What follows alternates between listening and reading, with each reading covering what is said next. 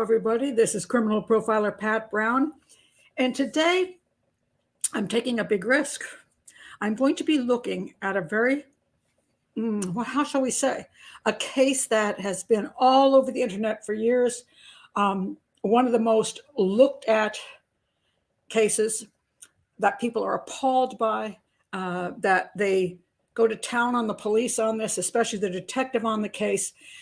And so I started watching it. It is the very tragic Ryan Waller case. And not to forget Heather Kwan, who was actually the murder victim at the time. But Ryan was also a victim and died 10 years after the crime from what happened during the crime, the injuries he sustained. I'm going to explain this in a very short way, but I just want to let you know before I start that this is a case where almost everything on the internet is about how the police are corrupt, how they help cause his death, how they tortured him, and especially the detective on the case who interviewed him. And that's kind of across the board what everybody thinks. And I'm going to tell you up front, I disagree. And now if you're here because the profiler is going to take down the police on this case and prove everything that everybody believes about this case is correct, you may be disappointed, but I'm going to explain things very clearly. And I ask you, if you have the viewpoint coming in that this case is all about police abuse, I want to say, please stick around, because I'm going to explain this case part by part by part by part. I'm not exonerating everything the police did, but I want to explain it clearly so you can understand how things actually work and also question where you get your information from. All right, so before I start, I'm going to welcome everybody in the chat room in a minute, but I want to give you the one paragraph about this case in case you've never heard of it. This happened in 2006. In 2006, Don Waller, what the heck? Oh, yeah, sorry. I'm reading off this one website. I'm like, what? Don Waller, his dad, made plans to have Christmas dinner with his son, Ryan, and Ryan's girlfriend, Heather Kwan. Don called Ryan before dinner and throughout the day to remind him, but Ryan never answered his calls. And this is on December 25th of 2006. So he's supposed to, it's Christmas. They're going to have Christmas dinner with his parents on the 25th. And so, yeah, hey, son, don't forget, be here at whatever time. And son's not answering the phone. Okay, all day. Now, so dinner comes along, they don't show. After dinner, Don calls again and again, but the calls are still unanswered. So what the heck? Not only did he not answer during the day, but he didn't even show up for Christmas dinner with his girlfriend, and now he's still not answering. So he's kind of getting freaked out. Don went to Ryan's house, and I'm going to, by the way, there's a lot of questionable stuff I'm going to clarify as I go through the details. This is just a short paragraph, so you can understand the basics of the case. After dinner, Don went to Ryan's house, and when he went there was no answer at the door. He called the police to have them initiate a welfare check. And when the police finally arrived, they discovered that Heather Kwan was deceased after being shot. And Ryan was looked upon as if he'd been in a fight because he had see that black eye he's got? He's got a shiner, all right? And he's wandering around the house. And they think, your girlfriend's dead on the sofa. You got a shiner and you're wandering around and you didn't ever call 911 to help your girlfriend. You didn't call the police. All right. So they looked at him as their prime suspect. But all that changed during the interrogation. And now what happens is, in this particular case, she was shot and killed at the scene. He actually was shot at the scene as well, not by his own gun. Somebody else shot him, but he was walking around and talking, and was brought in to be interrogated because they had no idea that he could possibly be, a victim. And during the interrogation is when they started having some suspicions, the detective on the case. Now, the reason I want to point out the basics of this case and tell you right up front that they were both victims, they were both shot, is that this is a very freaky case. And a lot of people who look at the different internet videos on this case, the different channels, read about it, listen to podcasts, they already know that this guy was shot in the head. But the police did not know that when they interrogated him. So a lot of the viewers come in already knowing the end of the story. So they're not starting at the beginning like the police will be starting. And so I think this is where a lot of the misconceptions come in. Okay, so I'm going to get to, first I'm going to talk about what sources I used, what videos I used, and what I want to address a couple problems. One is, where do we get our information? 2, how do we know the information we get is accurate? 3, does somebody have an agenda? And 4, do we understand how things really work in real life, as opposed to watching a video on the internet and saying, oh, well, I know now exactly what happened. So that's what I'm going to get to. But just before I do, I'd like to welcome everybody who is in the chat room. Okay. So there's a lot of people there. I don't think I'm going to go through all the names, but welcome everybody. And thank you for being here on this. This is the day before New Year's Eve. And I moved the show from Sunday to Saturday so people could be here. And if you are here, thank you for being here. And also, if you'd like to be here, please do check the link below. Click on that. You'll see Patreon. All my folks in the chat room have joined Patreon for $5 a month. You get 5 case files like today, case shows. And you also get, did I say 5 or did I say 4? Anybody who's in the chat room knows I'm suffering from severe back pain today. So back pain. See, I can't even talk. Back pain. I have very severe back pain. Started yesterday, but I'm going to do the show. So I apologize if I sound a little off. 4 case shows every month and 4 hangouts every month. So that's 8 shows together. You can come and be in the chat room, be in our community. It's $5 a month, and it supports an educational channel. You don't have to join that. All of my videos are public, every single one, because I want people to learn about profiling and crime scene analysis and how things really work. Please do subscribe to the channel, like the video, click on the little bell for notifications, and check my playlists. Or go to the YouTube search engine, put in Profiler Pat Brown and the name of the case you would like to see if I've profiled already. And many times I have already done it. So that's a great way to find out if there's a specific case you're interested in, whether I have actually already done a video on it. All right. So, okay. Kathy says, oh, poor Pat, I am sorry. You sound a tad out of breath. Yes, I will now slow down. All right. Yes, I'm in a lot of pain, but okay, now I begin. Now I will begin and I will calm down. Okay, so let me get to the details of the case. All right, now what did I access for information? And this is very, very important. And this is where people start to get a little bit, what shall we say? They get a particular viewpoint, and there's nothing wrong with the viewpoint. It is a particular viewpoint, and you have to understand where the viewpoint comes from when you want to determine how accurate anything is. So I will show you where I got things from.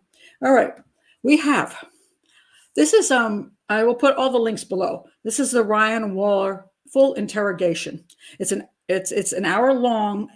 He is actually not interrogated for an entire hour. There are other things that happen here. And I will explain the exact amount of time he was actually interviewed. But this is his full interrogation without a whole lot of commentary. Well, no commentary, shall we say. So if you want to watch something with no commentary, this will be what you want to watch. All right. Now, we also have Mr. Ballen. All right. He has this video, and it's called The Most Effed Up Interrogation Ever Caught on Tape. Now, I want to object a little bit because I think that's a clickbait title. It's not the most effed up interrogation ever. It's a weird interrogation. It is unique. It is wow, but it's not necessarily effed up. And that to me is concerning because it already tells you that the person who's doing the interrogation has effed it up. All right. I don't agree with that. And I think but he made, look at this. He's got 10 million views on this 28-minute video.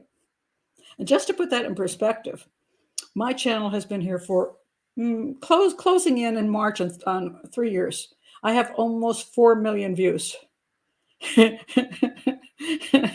on hundreds of videos. He has made more on one video. He's made 2.5 times as much money as I have in almost 3 years on one video. He probably has a private plane and a yacht. I have a rowboat and a toy plane, but unbelievable. But hey, he does have a great voice. He does good storytelling. He's good at what he does. That's all I can say. But I looked at the 10 million views. I'm like, wow, that's amazing. Woo. Yeah, there was clickbait, but people do know that good titles and good thumbnails bring them income, and that's why people do it. I don't do it so much because I'm an educational channel, but that's the way it is. I need more F wording in my titles. I try not to be, but at any rate, well, you got to make a living doing YouTube. I don't make so much of a living, but he makes a great living. Don't I wish I were him? But I have an educational channel. At any rate, I'm not putting him down because he's good at what he does. But I want to point out a couple other things about what he said. Every second counts. Now, this is one of the issues in this whole story, is that because of this interrogation, and I'll get into whether he got medical attention. Every second counts because if he's got bullets in his brain, he should be in a hospital. So every second he's not in the hospital can cause him to have major medical issues, which clearly he did have major medical issues. But this becomes an issue: did the police cause this, or what? Okay, I'm going to get to that. But again, every second counts. The most effed up interview, every second counts. You already see the bias coming into the show. All right, then there's another video. This is called Searching for Justice, the Ryan Waller Story. And it's put out by a channel called This Is Monsters. This video got 744,000 views. And this video has Don Waller, the father of Ryan, in an interview. And throughout the video, he is being interviewed about what happened and what his concerns were as far as how his son was treated by the police. And this person wrote this: "Now this is journalism. Every single mainstream media journalist can learn a thing or two from you. Thank you for having the humility to admit you missed some things the first time and then investigating further." So I don't know about the first time. Apparently when he did his first video, he went with a general story, which I suppose was Mr. Ballen's version, or whatever was out there. And then he interviewed Ryan's father and he learned more. And therefore he did the second video. And this guy says this is an example of great journalism. Thank you for having the humility to admit you missed some things the first time and then investigating further. Seems like only yesterday I discovered your videos. Okay. You only have 5,000 subscribers. You're doing good now. All right. I don't think he did good journalism. Okay. I do not. Do you know why I don't think so? I think he's got a good heart. But he brought the father on to tell his version or his side of the story. Now, mind you, you lost a child. Now, he died 10 years after this interview. He was shot in the head. He went, a horrific story that after this interview, I'm going to go through the interview in a bit, he was taken to the hospital and he ended up going into surgery a few days later. He lost his left eye completely. They removed his right eye, I think, and then put it back in his head. So he does have vision in the right eye. He suffered seizures the rest of his life. He had to relearn a lot of things that took a lot of parts of his brain out. He had a rough life. I mean, it was not pleasant. He was able to testify at a trial, but he had a lot of times he couldn't remember things. And 10 years after this incident, he had a seizure and died. So he lost his life through this crime. But when the father comes on, the father tells his story and doesn't provide any evidence for the story he's telling. And then the guy who is doing this channel, this fella sitting there interviewing him, also brings on another fellow. It doesn't bring the guy on, I don't think, but he talks about the guy. And it's this guy that his name is Roman, supposedly, but doesn't give a last name. And this is a guy that also didn't like the detective on that case and said that same detective did him wrong, and gives an explanation and how, everything was so corrupt. But I can't find any information on the case because I've got a first name, which I don't even know is true. I don't have a last name. I can't find anything about this guy. So who is this guy? If you're going to do journalism, one of the things about journalism is you have to have evidence to back up what you're saying. So if the father is going to say certain things are true, where's the evidence? If you're going to say this other character had this problem with the same detective who interviewed him, where's your evidence? This is important for journalism. And if you don't do that, you're not doing journalism. And that applies to journalists on major news channels, newspapers, anything. There's a lot of crap out here today, which is called journalism, which is not, it's storytelling. And telephone stuff, where you just repeat what somebody else said. So I'm not overly fond of this particular thing. But interestingly enough, I'm going to actually read to you from a site called killerqueenspodcast.com. So I'm going to read you the entire story, but it's clearly just based on this entire video that was done with the interview of the father of Ryan Waller. So, but I want to use it because, first of all, it gives you kind of a timeline. And also I can stop and talk about what I think is incorrect. All right. I want to point out a couple other things. Let's see. What you'll see across the net is this kind of stuff. Tragic story of Ryan Waller, how police corruption robbed a family of justice. So there's an assumption there was police corruption. Shooting victim Ryan Waller's unbelievable abuse by police. Was there unbelievable abuse? There is an assumption again. Is there proof? And this is what I'm going to get into. Murder suspect interrogated for 6 hours before police realized he's been shot in the face. He was not interrogated for 6 hours. He was interrogated for 32 minutes. It's a big difference. 6 hours, 32 minutes. Now, do I say that everything was done properly? No, and I'm going to explain that. But he was not interviewed. He was not interrogated for 6 hours. This is what you call garbage internet stuff. Okay, now this is an interesting episode. I will also link this below. It's called Sword and Scale, episode 223. This one, if you notice, it says under the sources, it has the police interview, which I linked, which is just a straight police interview. There's also the Ryan Waller shooting, which is just a bunch of news stories put together on YouTube.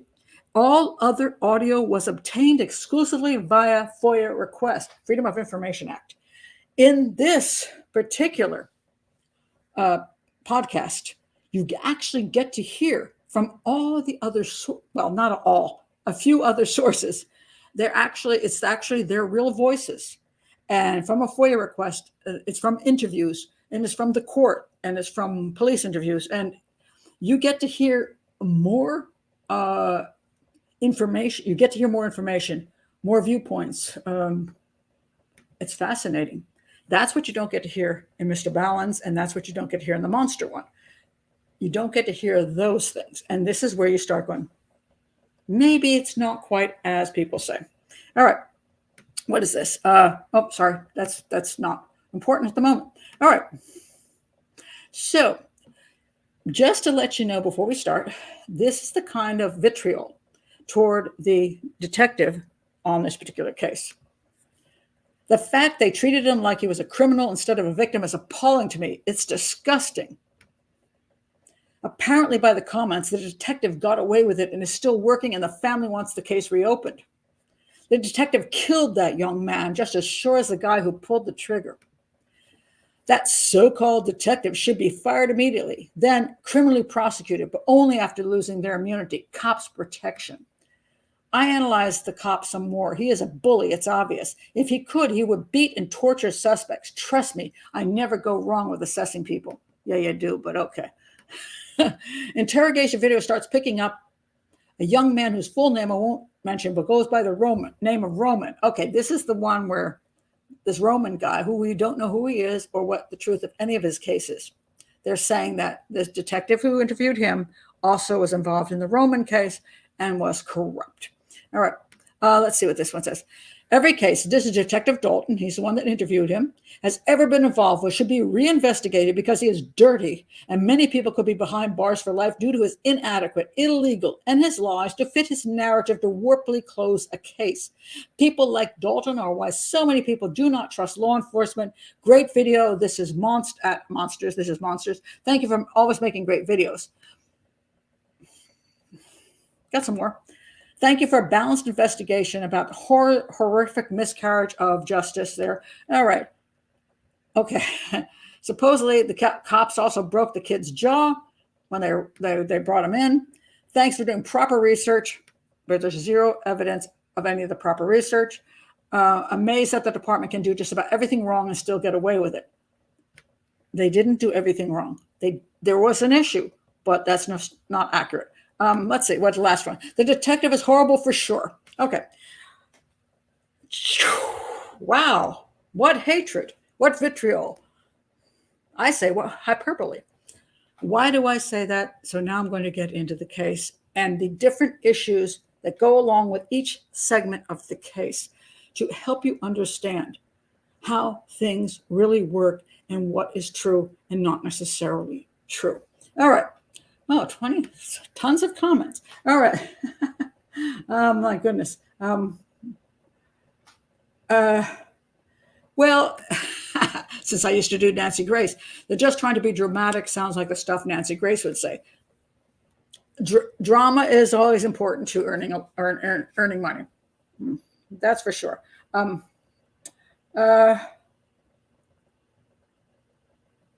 Okay, so I don't want to go into all the details yet because I want to take you through the case. All right, now here's the case. In December, this is from this site, and I'm using it because there is no Wikipedia, but because they're following the Monsters video. I pretty much believe they just borrowed everything from the Monsters video and put it on their blog.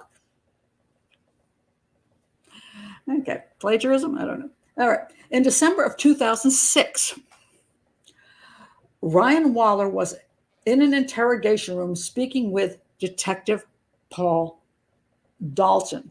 Detective Dalton. We'll call him Detective Dalton. Waller was being questioned about his girlfriend, Heather Kwan, whose body had been found shot in the house the couple shared with another roommate, Alicia.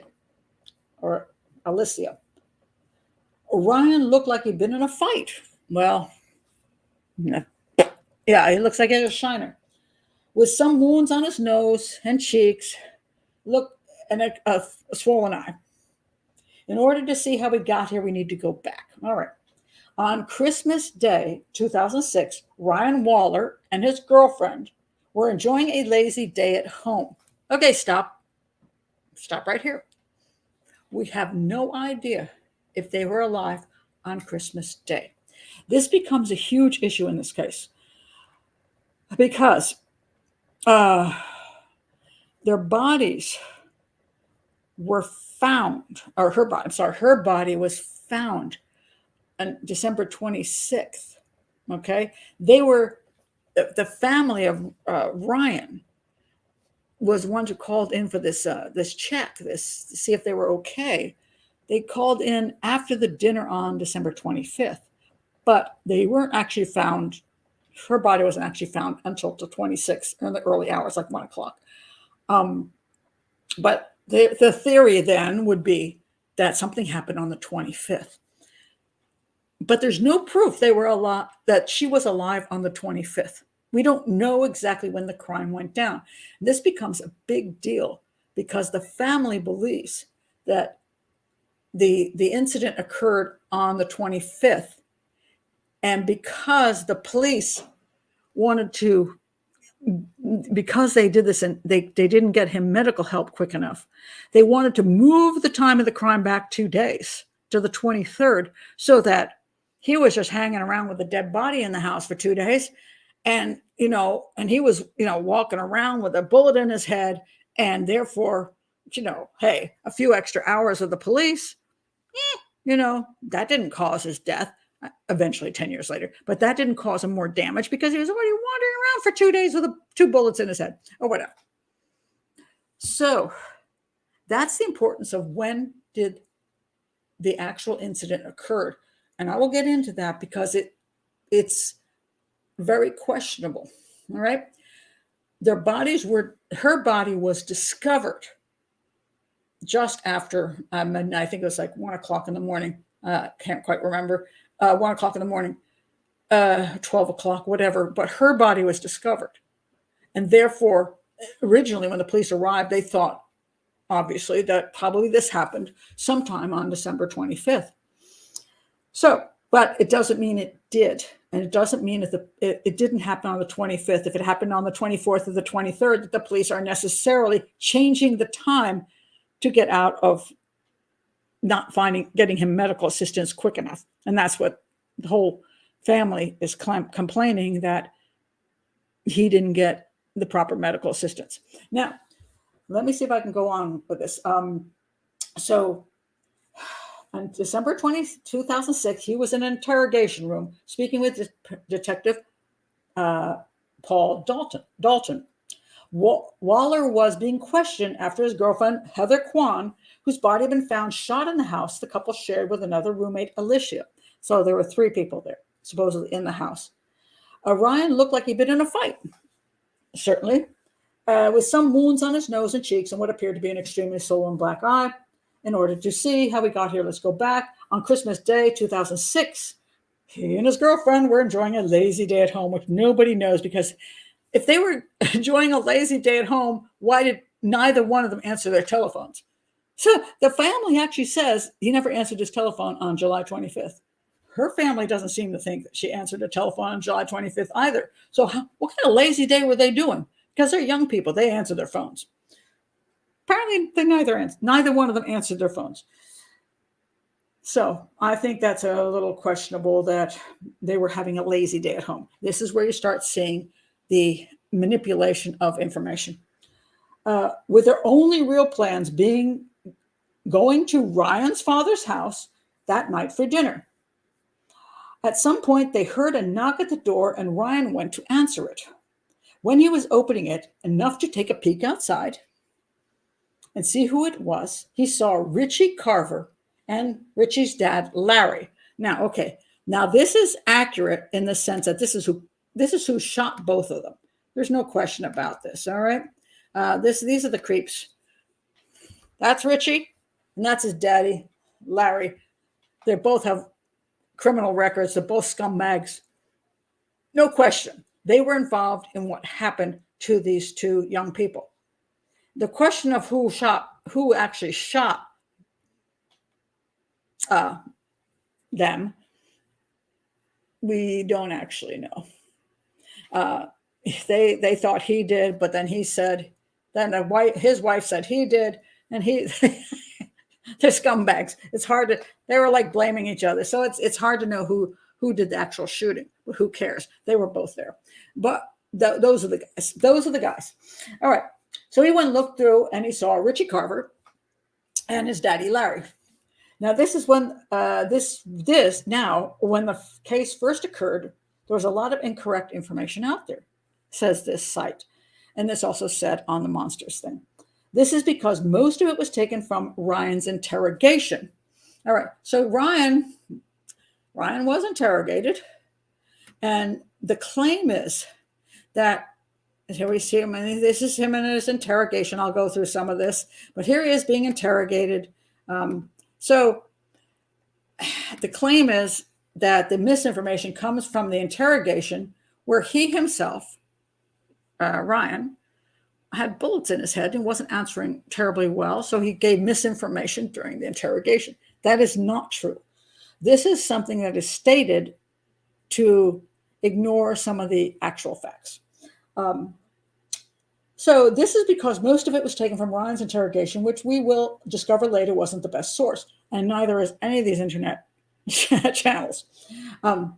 Initially, Richie was reported to be an ex-roommate of Ryan's who had a beef with him. It was reported by some that Richie had hit on Heather, that's the girl, and that upset Ryan. Others reported that Ryan and Richie had an altercation that involved a firearm, but there's no evidence of this. When Ryan first moved into the house they were living in, he had a different roommate, a fella named Eric. Before Ryan moved, Eric lived in the house with Richie. They had a falling out, and Eric kicked out Richie. Then Ryan moved in. Now, okay, this is where we start getting some, I think, misinformation. If you listen to the Monsters show, this is the viewpoint of the dad, okay? The dad says this guy never lived with his son, Ryan. But if you look at the other show, not that one, sorry, this show, not that one. Okay, got to find it. Where'd it go?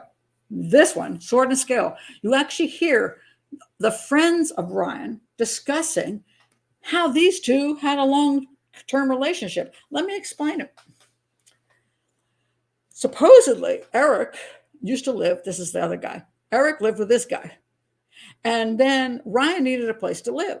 So Ryan wanted to move in, and he did, supposedly. And, but he just, I don't know where he stayed in the house. I don't know the whole setup in the house. But this guy had the master bedroom. Ryan moved in. And then this guy couldn't pay for his rent. So Ryan took over the master bedroom, paid the rent on it, and this guy was a little pissed. All right. Then the next month he couldn't pay the rent again, and Eric kicked him out. And Ryan had his room, the master bedroom. This is a claim from people who are giving police interviews. All right. So the dad says, his dad, Ryan's dad says, oh no, they never lived together. They hardly knew each other. That's the guy who used to live there before, and then he came back. There's a whole bunch of stories. If you look at the other Sword and Scale episode, you will see a lot of discussion about how Ryan and this guy, Richie, had issues because they were combative toward each other. And this guy was a piece of crap too. So there are stories where after he was kicked out, he came back with Daddy, and Daddy pulled a gun out, and then Ryan pulled the gun out, and they were like this together while this guy was searching Ryan's room, supposedly looking for his iguana. Now I know that sounds strange. Apparently this guy had an iguana, Okay. Now, I would make fun of him searching for his iguana, but he apparently lost his iguana. But since I also own an iguana, and I've had iguanas many years of my life, I understand what he's talking about. This is my first iguana. And this iguana I had when I was a teenager, also done at Ola Mill Studios. So you can see they had a lot of fun saying, say banana. But anyway, this was my iguana. Of course, I called it Liz because it was my first iguana. My next iguana was called Abraham. But anyway, this Liz was my teenage iguana. Now, Liz disappeared one day. She used to walk around the house and eat in front of my mother would put food out in front of the refrigerator and she'd eat the food. And then at night she'd go up on the curtains and go to sleep on the curtain rods because they like, go up high when they're going to bed. But one day she disappeared. We searched that house crazily and we found the iguana. My father finally looked in the organ. We had a big organ. My mother played the organ, and so did my sister. Went to the pedals, and in the organ there were blue wires and red wires and yellow wires and one green wire. And that was the iguana's tail. My father actually dismantled the keyboard, and I thought my iguana was dead. But my iguana was wedged between the keyboards and came out perfectly fine. So he's looking for his iguana. So his iguana, I don't know why he lost his iguana, whether it got outside. Now, later on, he supposedly came back searching for his iguana in the backyard. So this guy came back a lot. Now, the claim is he came back to steal crap from Ryan because Ryan had nice guitars and other things he might like, electronics, because he's a criminal. He's an absolute criminal. But he said he was back looking for his iguana. Maybe. But anyway, Daddy and Ryan apparently both had guns, according to people who knew Ryan. People who knew Ryan also claimed that there was some kind of showdown and Ryan pistol whipped Richie. Now, nobody knows if that's true or whether it's just something Ryan said because he was like, I was tough, I pistol whipped the guy. These are stories. How true they are, I don't know. But let's put it this way. It appears that Ryan did have more interaction with Richie than Daddy wants to admit. All right. So he was living there. Ryan's living there. Now, Richie's out of there, but he keeps coming back looking for the iguana or to steal crap. Who knows what. But 2 weeks before the incident, the actual shooting, supposedly that's when the pistol whipping thing and the whatever happened in the house happened. And then 2 weeks later, he and his daddy came back. And that's when the shooting occurred. Now, again, you got a whole bunch of questionable people. I do not know. But I can say this. Things may not be quite as Dad would like them to be presented. Now, Heather, who is a kind of a forgotten human being in this whole story, because everything's about Ryan and his very sad situation. I just want to point out Heather. Heather was a college student who was hoping to be a lawyer. And she was the girlfriend of Ryan. And she's at the house, and Ryan has this beef with Richie, supposedly. And she's sitting on the sofa, and she ends up getting shot because of Ryan's beef with Richie or Richie's beef with Ryan. Whatever. But she didn't have the beef. It was between the two guys. Now, you could say, now Father might say that's not at all true. Ryan was just a perfectly nice guy. And the other thing Dad says is that he doesn't have any, he only had one gun, and that was something his grandfather gave him. But according to friends, that's not exactly true, that he did have a weapon and he did present it. Not necessarily use it, but present it. So I'm not saying Ryan did anything wrong. I'm just saying that there was a beef between Ryan and Richie was a piece of crap. I'm not saying Ryan was a piece of crap, but Richie was definitely a piece of crap. And, you got young people in housing, that people come and go, roommates that have issues. God knows what's going on. If you've ever been young, some of your roommates have been questionable, especially if you're not, well, Let's just say you can have some questionable roommates. So the issue about the pistol whipping is very interesting because according to this piece of garbage and this piece of garbage, when they came back on that night, the claim is, let's see if I can read you now what supposedly happened. All right. Okay. So the claim is Eric had his, they had a falling out. Eric kicked Richie. This is the previous person. Eric kicked Richie out. Then Ryan moved in, which is really questionable that that's true. Because according to a lot of people, Ryan and Richie did live in the house at the same time. Eric at one point talked about hearing some noise coming from the backyard and going out to find Richie creeping around. Eric had his gun with him and told Richie to kick rocks. This is the alleged altercation with a firearm that's being attributed to Ryan and Richie. So there's a whole bunch of stories. Even though he no longer lived there, Richie was still hanging around with neighbors and just generally in the neighborhood. So when Ryan was moving in, or had already moved in, and there was whatever, Richie was there and saw Ryan have some pretty nice stuff. When Ryan was younger, he took an interest in the guitar and he taught himself to play. Very nice. His dad said that he was the type of person who could hear a song being played in a very short time and play it himself. He had a few nice guitars, a computer, and various electronics that caught Richie's eye. At least that's the claim. So on Christmas Day, Ryan, okay, let's go back to Ryan here. Ryan looked out of the crack door, supposedly on Christmas Day, which is December 25th, looked out the crack door and he saw Richie and his father, Larry. They tried to push their way in and Ryan tried to close the door. Richie reached his hands through and shot Ryan in the head. Ryan fell back and the men burst through the door, shooting him again. Basically, this is true. Then they went up to where Heather was on the couch and they shot her as well, killing her because she was a witness. They gathered up whatever items they could make out with and fled the scene. And there's no information exactly on what they supposedly took from the scene. Did Richie and his dad, Larry, commit this crime? Yes. Who shot? We do not know. Now, one thing is very important here. The claim is, and mind you, when he was shot, it affected his brain because he didn't immediately die. And so his recollection, although he did speak up in court and give a story, his recollection might be a little questionable. But he's claimed he was shot. He opened the door and then this gun came in and poof. Now, there's another story that he was actually in the kitchen at the time while she was on the sofa and he was in the kitchen when this happened. There's another story, which is interesting, that Richie pistol whipped him.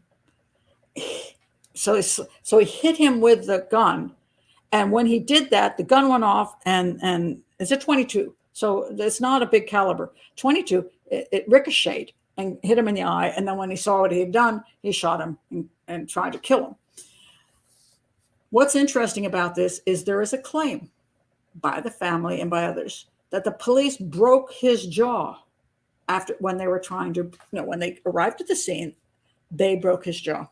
They were trying to arrest him, put handcuffs on him, take him out to the vehicle, and they broke his jaw. Now, mind you, when you see him in his interview, you don't see any evidence that he's having any real problem with his jaw. So I don't know what they mean by broke, whether it's a slight crack, a fracture, I don't know. But there's a couple of possibilities here. Either maybe Richie or Larry did whack him with a pistol whip and do some kind of damage to his jaw, or he fell on his face after he got shot and hit his jaw on the ground. There is no proof. Doesn't mean it couldn't happen, but there's zero proof that the police broke his jaw. And that is being promoted on the internet as one more police abuse thing. Could it have happened? Yes, but there's no proof that it did. And there's possibilities that there's other reasons that his jaw is supposedly broken, fractured, or whatever they call it is. Yeah. So that's a story there. So they left, supposedly. Now they're gone. Don, Ryan's dad, had been calling his son throughout the day to remind him of Christmas dinner. Dinner came and went, and Don tried to reach his son again. When he didn't get an answer, Don and Ryan's mom drove to Ryan's house. Now, gets a little weird because depending on what podcast you listen to, I listened to the one that I spoke of before. Let me see if I find it now. Not that one. It's hard. It's these things are so small. It's hard to find anything. Is it that one? No, that's the monster one. This one. No, that's not it. Where did it go? Sorry. I got to find it. Sword and Scale. They have people speaking about what happened that day. They had the mom on. The mom says that she couldn't get a hold of her son. So she called the police because she didn't know where he actually lived, which I thought was really weird. And because she didn't know where he lived, she called the police, and they had found some some kind of information about where he actually had gotten this house at. So she went. Then she was able to go there with her brother, who was Ryan's uncle. And then you hear about how the father was the one. And so the whole thing is a little bizarre, shall we say. And I do not understand exactly what the issue is. So, at any rate, somebody, it says here, the father claims that he didn't get an answer. So he and Ryan's mom drove to Ryan's house. Once there, he knocked on the doors and got no answer. He said at this point, now mind you, the mom says she actually called and filed a missing persons report. And then when they got there, it's all very confusing. When they got there, they didn't get an answer. So at 10 minutes to 8 p.m., keep this in mind, 10 minutes to 8 p.m., they called the police and asked if they would do a welfare check because they were worried about Ryan not answering the phone. If he was going to miss the dinner, he would have called to tell them at the very least. The dispatcher said they would have an officer call them back. It was 11:30 p.m. when the officer finally called them back. They explained the situation, and the officer said they would come out for the welfare check. All right. Now, here's where you get another accusation. All right. Now, the accusation is this. The police were horrible people because they didn't do a proper welfare check. All right. Here, parents were concerned that their son, something had happened to him. Something had happened to this guy. He didn't show up for Christmas dinner. They wanted the police to check on him, and what, took him 4 hours? Now, here's the first thing about where people do not understand how the real world works.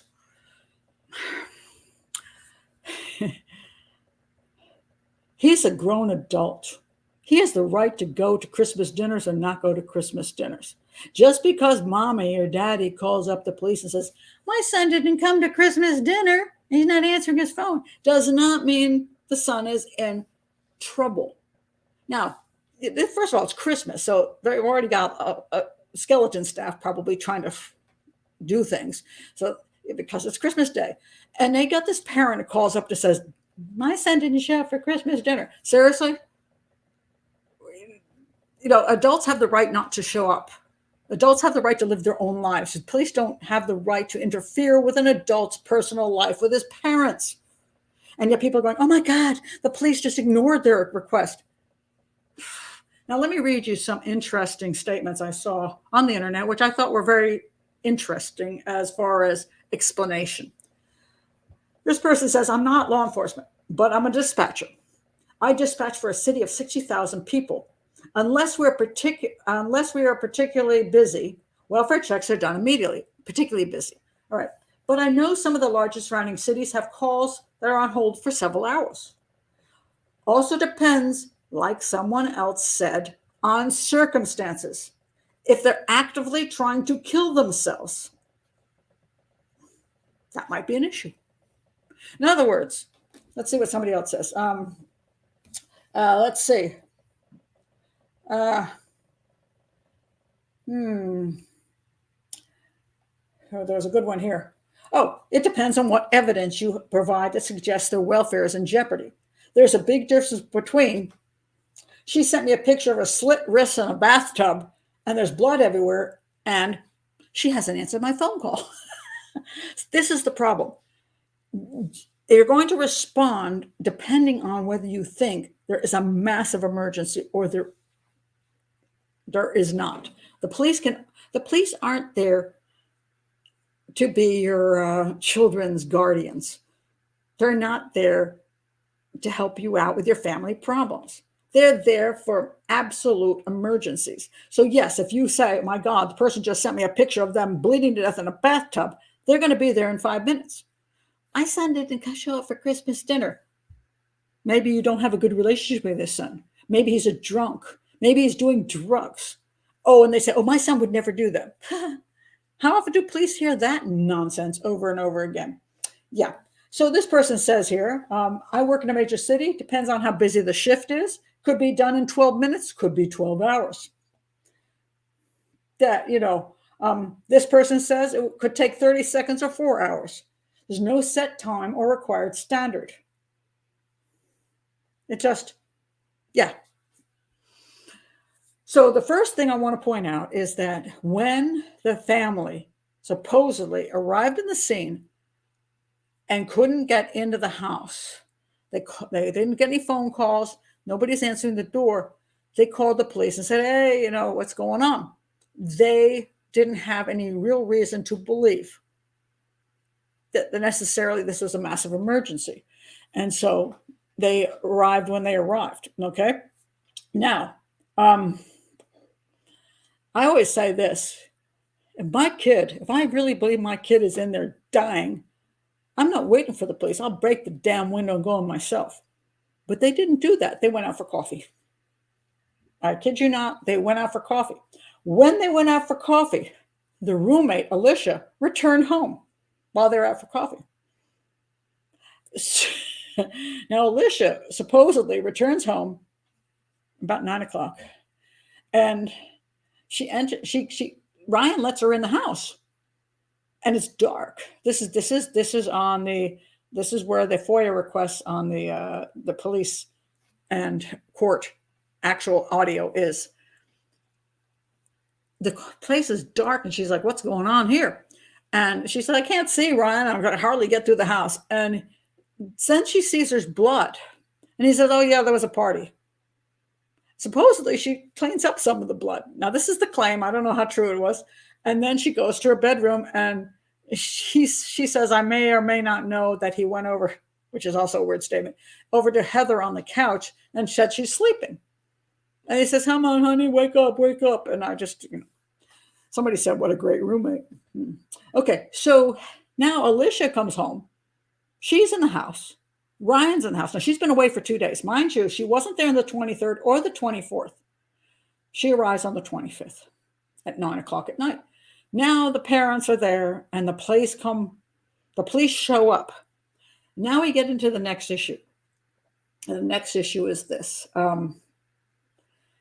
Why do they not immediately break into the house?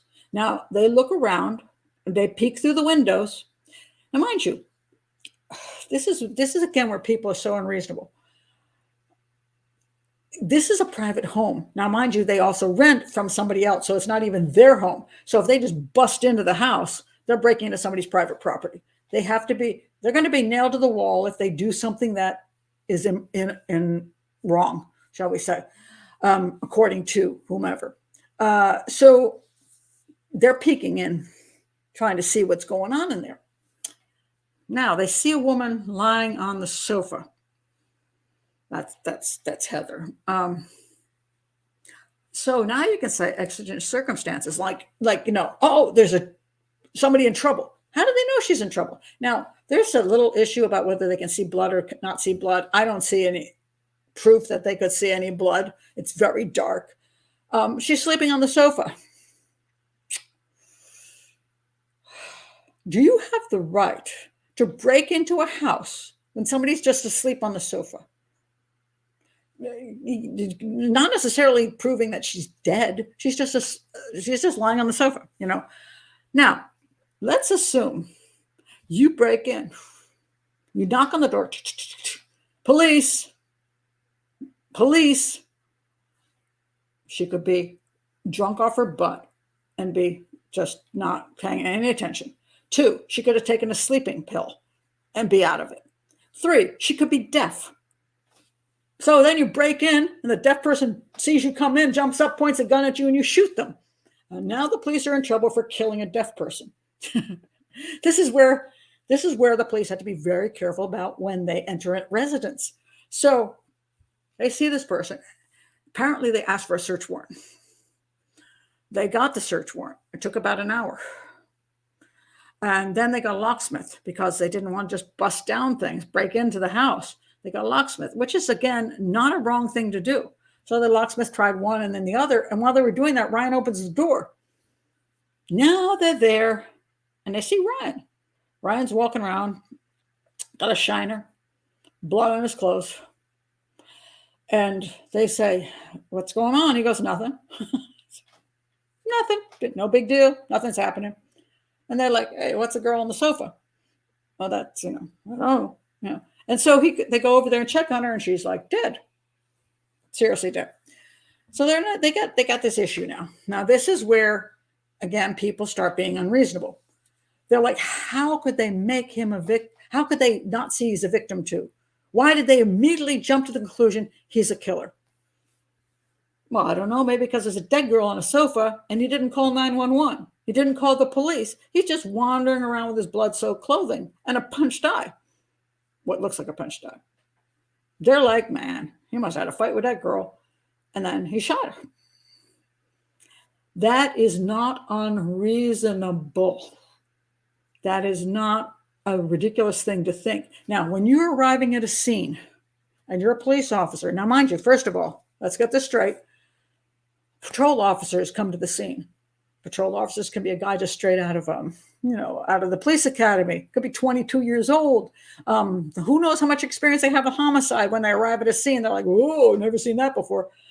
Eventually, there's very little information on when any detectives arrived on the scene or whether Detective Dalton was even at the scene. I don't even see any evidence he was at the scene, but could he have been at the scene? Maybe at some point, I don't know.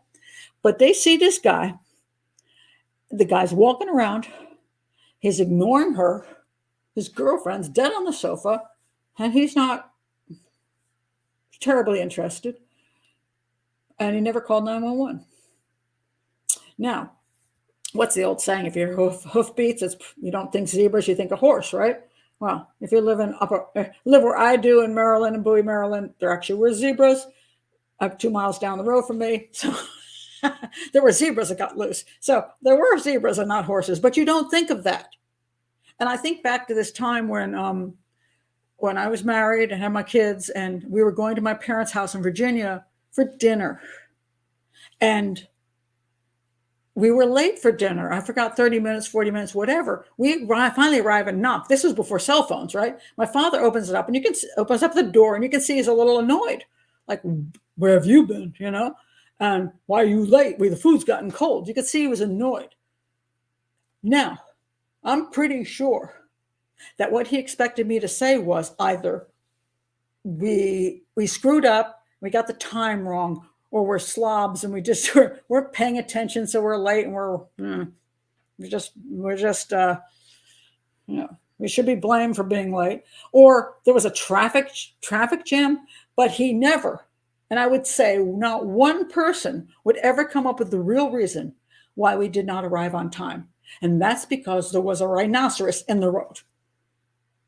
A rhinoceros.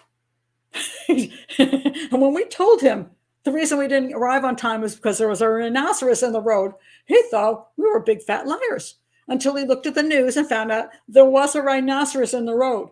Some rhinoceros had escaped from some zoo or something and was running around and had blocked the road for about an hour. There was a rhinoceros in the road. But when you are in that moment, the last thing you think of is, I bet there was a rhinoceros. No, you don't. They saw this guy wandering around his house. He was walking around, ignoring that girl on the sofa. The last thing they think is like, well, he's a victim. They think this guy is a shiner. He probably had a fight with a girl and he killed her. He doesn't even seem to care about the girl and didn't call 911. So the police, in those circumstances, the first thing they're going to think about is that he is the most likely person to have killed the girl. So they put the handcuffs on and they put him in the back of the patrol car. This is not a wrong thing to do. So people who say, well, I don't know why they thought that he killed his girlfriend. Because what's the other reason? What would you have thought if you arrived there? It would be different if, you could see absolutely he'd been shot. It'd be different if he called 911, but he's just wandering around the house, ignoring things, opening the door, going, hey, what's up? They're thinking this dude did something to her, and he's not going to talk about it. We're going to have to bring him in, and we're going to have to interrogate him. That is not wrong. So now we have two things. We have the check wasn't necessarily wrong. Actually, I got three things. The time frame for when they did this welfare check was not ridiculous, considering he's an adult and has a right not to show up at dad's house for his Christmas dinner. And of course, he's a young person. God knows what they're into, drugs, drinking, whatever. They don't know. Two, that they asked for a search warrant because they rented the place. It wasn't their own home. Didn't want to just break in. They had no idea she was dead. She could just be sleeping on the sofa. They got a search warrant. Now, maybe there was accident circumstances. They could have pushed it. I wasn't there. I can't say. And three, the reason he became a suspect was because he's walking around. She's shot. She's shot dead. And he's wandering around just oblivious to her being dead, or he's lying, or he's faking, or he's doing whatever he's doing, because police have encountered people like him before.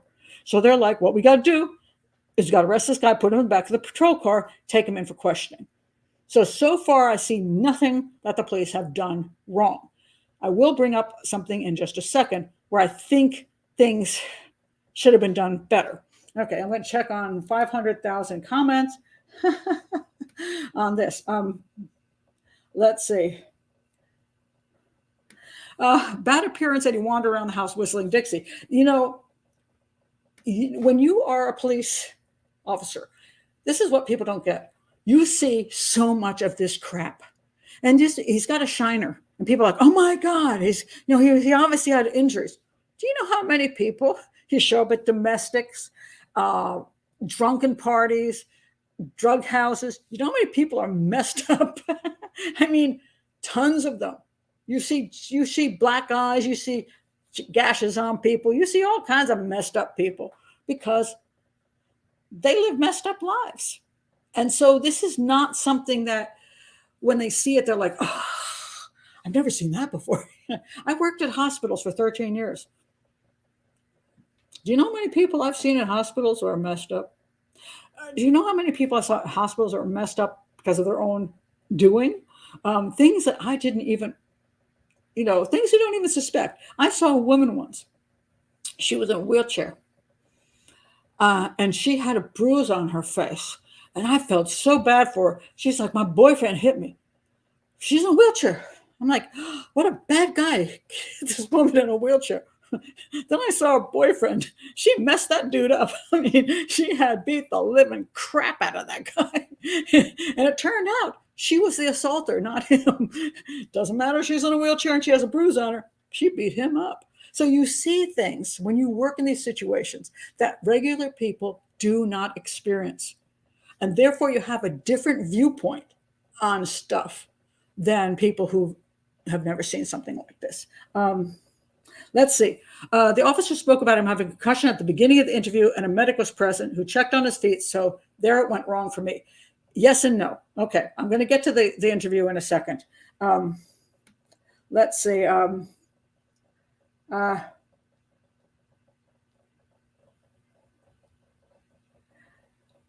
Let's see. Anne-Marie says, I had a welfare check on me a few years back. Nothing was wrong, just my ex being malicious. They broke my door down in seconds. Well, see, there you go. This is where, in one case, the police do something because they think they're saving somebody's lives, and then everybody's pissed off at them because they're like, you messed up my house. My ex is a psycho. And now everybody's mad at them for doing too much. You can do too much, you can do too little, and there is where the problem starts. So I'm not saying that they always make the right choices, okay? Understand that these are human beings. And a lot of them are young people who are patrol officers tend to be on the younger side. They haven't become, gotten into working in better situations in the police department. Like my daughter, she was a patrol officer. I did ride-alongs with her, and then she went into. She was a child abuse detective, then she was a sex crimes detective, then she was a homicide detective, and now she's coasting her last couple of years in domestic detective, because she's about to retire. But if you're still, a lot of them are very young who are patrol officers. They experience what they experience. And even if they've been there a while, they just go with what they know. So they're human beings too. And not this, oh my God, arrived at the scene, I knew exactly what I was looking at. They didn't. They arrived at the scene, a woman was murdered. And this is something I want to point out about Heather. Almost everything is about Ryan. Now, Ryan, he got a crappy deal. He was shot and ended up living 10 years with one eye, brain damage. It was a tough life, and then he died. I'm not saying he got a good deal out of this. Heather, on the other hand, Heather died that night, and everybody's ignoring Heather like she doesn't matter. Heather was going into law school. She hooked up with Ryan and lived with him, and whatever beef he had with this Richie guy ended up getting her killed.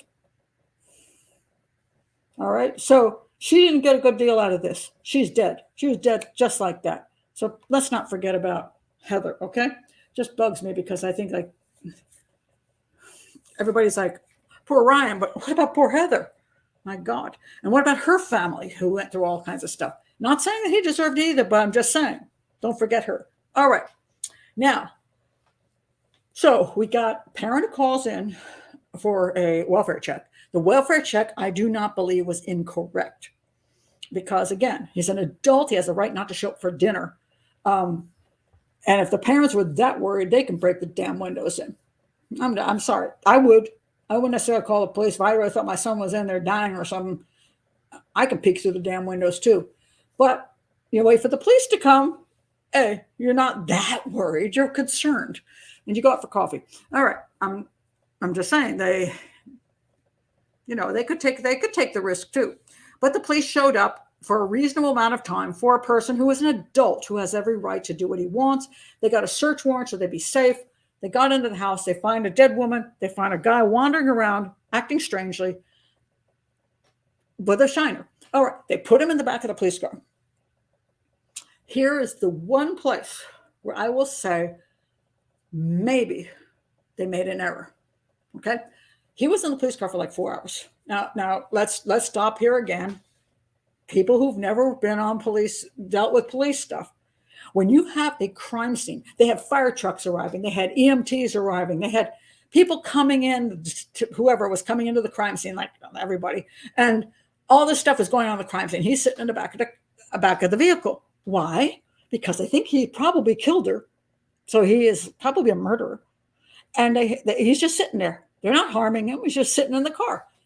As a matter of fact, since the family hadn't heard from him all day long, she was probably at least dead the whole day, theoretically. Okay. So this guy's like hanging around all day with a dead girlfriend. He can sit in the damn back of the car for a few hours and not going to kill him. No, theoretically. So this is what the police are thinking. Put him in the car. Now, the EMTs that came, or medical, I don't know who the heck showed up. I can't get this information. Understand, I could not find any information. I wanted an autopsy report. I couldn't find it. I wanted police reports. I can't find them. The father who was complaining that everything was done wrong did not provide them for that show either. I looked in the description to see if I could click on things that would say, this has happened, this happened, this happened. I didn't see anything. So they came, they checked on her and said she's dead. Okay, pretty obvious. It appears no one checked on Ryan while he was sitting in the police car. It appears. The police chief or whoever was around at that time seems to be kind of vague about that. Now, the question is this. 2006, we're talking 17 years ago. Things have gotten more stringent since then, but even then, maybe you should do things in a certain way. Now, you are not necessarily required, just because a person has some damage to them, to take them to the hospital. This is, again, people do not understand this. When you're dealing with criminals, you see a lot of people who are muffed up in some way or the other, like, oh, man, I got a bruise on my face. I got cut on my... Okay, you say to them, you want to go to the hospital? And they're like, hell no, I don't want to go to the hospital, for whatever reasons. Then you got people who want to go to the hospital when they're perfectly fine because they want to waste time. Could they have asked him?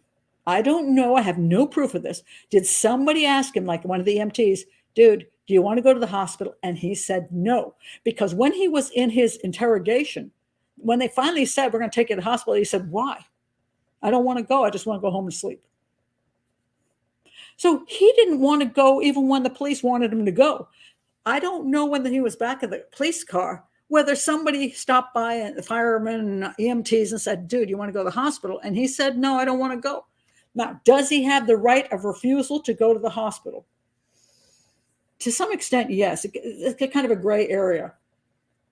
The police can decide to take him anyway, get him to the hospital, and then let him tell the doctors, I do not want to be examined. I do not want treatment. They have the right to refuse medical treatment at the hospital. They could have taken him there. But here's the problem.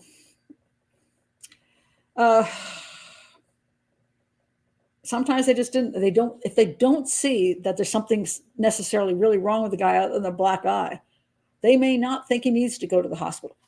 Are they correct? I'm not saying they're correct. Again, who's out there? Patrol officers. I don't know if the detectives have arrived. I don't know if they thought he was checked on by the medical people and they didn't realize he hadn't been. I don't know what happened. For whatever reasons, he did not go to the hospital. I think that was unfortunate. But again, I wasn't there on the scene. You're talking about it's dark outside. You just got a dead. People forget there's a brutally murdered woman, and this guy acting as squirrely as hell. They put him in the car. They're thinking we got to kill her, and he's got a black eye, so she punched him one. Are they brilliant? Probably not. Do they recognize medical things? Probably not. Did somebody just fail to check him out? Probably. Should they have? In my opinion, it would have been a good idea. I would have preferred him to go to the hospital. For whatever reasons, and this is where I think, yes, maybe there was an oversight. I don't know this oversight on purpose, which is what everybody tries to say. So he's in the patrol car. They bring him back for questioning. All right. Now, this is where you see stupid crap. Like he was in question. He was being interrogated for 6 hours. No, he was not. He was interrogated for literally, as I looked at the time frame, 32 minutes. I may be off a minute or two, but I saw 32 minutes. That's not a long interrogation. What happened was he sat in the car, arrives about 5 o'clock in the morning at the police station. Okay. Now, at the police station, this is where the detective comes in. Now, let me read you a little bit about the detective. All right, so Detective Dalton. Ryan was taken to the station. The detective's name is Detective Paul Dalton. All right, so at 5 a.m., it says Detective Paul Dalton told an officer to take Ryan to the station. So I don't know Dalton. I never heard that he was on the scene, but I guess maybe he showed up at some point and said, hey, take the guy to the station. All right. Sometimes, by the way, they'll call a detective out from home. In other words, something will happen. They're not even on duty at that moment, but because they're part of the homicide squad, if their turn comes up, you get a call at 4:30 in the morning and says, hey, we got this guy down at the station. We think he murdered his girlfriend. Come on down. So he shows up. Okay. I don't know the case with Dalton because we don't have proper information here. Ryan was taken to the station, had some pictures taken of his face. His clothes were taken. He was given a white jumpsuit.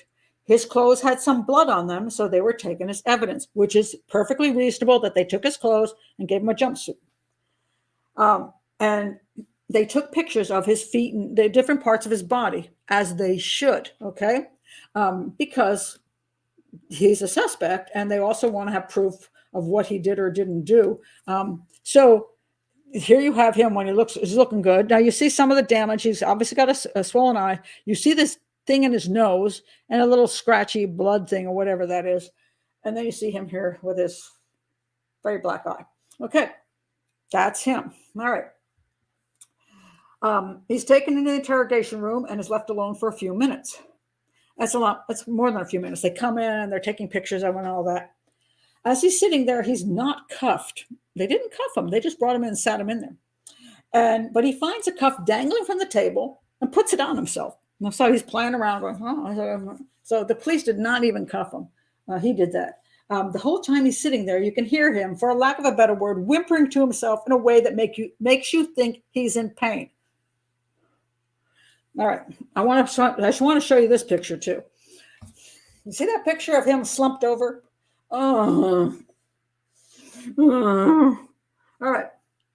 This is where people feel great sympathy. The guy's he's in pain. He's just laying there. He wants to go to sleep. He says that, I just want to go home and go to sleep. It's 5 a.m. He's been up all night, all morning, sitting in a police car, brought into interrogation. This is normal behavior for any person brought in. You're tired. You don't know if the guy's been drinking and that he's even more sleepy. You don't know what the guy's issues are. But at 5 a.m, this is not an unusual thing to see. Therefore, this is not something that sparks you to say, my God, the guy's got some kind of brain damage going on here. It's not obvious. Now, as was pointed out, there was the detective at one point said, hey, you got this thing there. You could have a concussion, so don't go to sleep. Should at that moment he have already been in the hospital? Perhaps, but somebody brought him in. He was brought in. He's sitting here. He's been walking around and doing all kinds of stuff. They just don't want to, okay, so you're not going to go to sleep. So we're gonna interrogate you. All right. So now here he is. Okay, so he's in there, and Dalton enters the room with another person. This person appears to be collecting additional evidence from Ryan's body, particularly from his feet. Now, this is interesting. When he does go get the stuff from the guy's feet, let me show you some pictures. So here you have him. He's standing up. See, he's not like he's collapsed. He's standing up. He's looking around. He's looking at a piece of white paper, overly interested, but he's looking around. And he says, put your feet up on the table. We'll take pictures of the bottom of your feet. Now, what does he do? He puts his feet up on the table. He follows directions, okay? And then the detective comes in and says, hi, I'm Detective Dalton. And this is when the actual interrogation begins. All right. So in other words, he's following instructions. He does. Detective Dalton asks, is this your name? Is this your social security? He says, yes, yes. Now, some of his answers are really strange.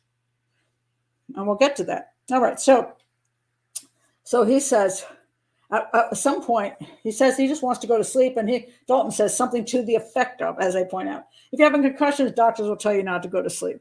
So again, maybe he should have been taken right away to the hospital.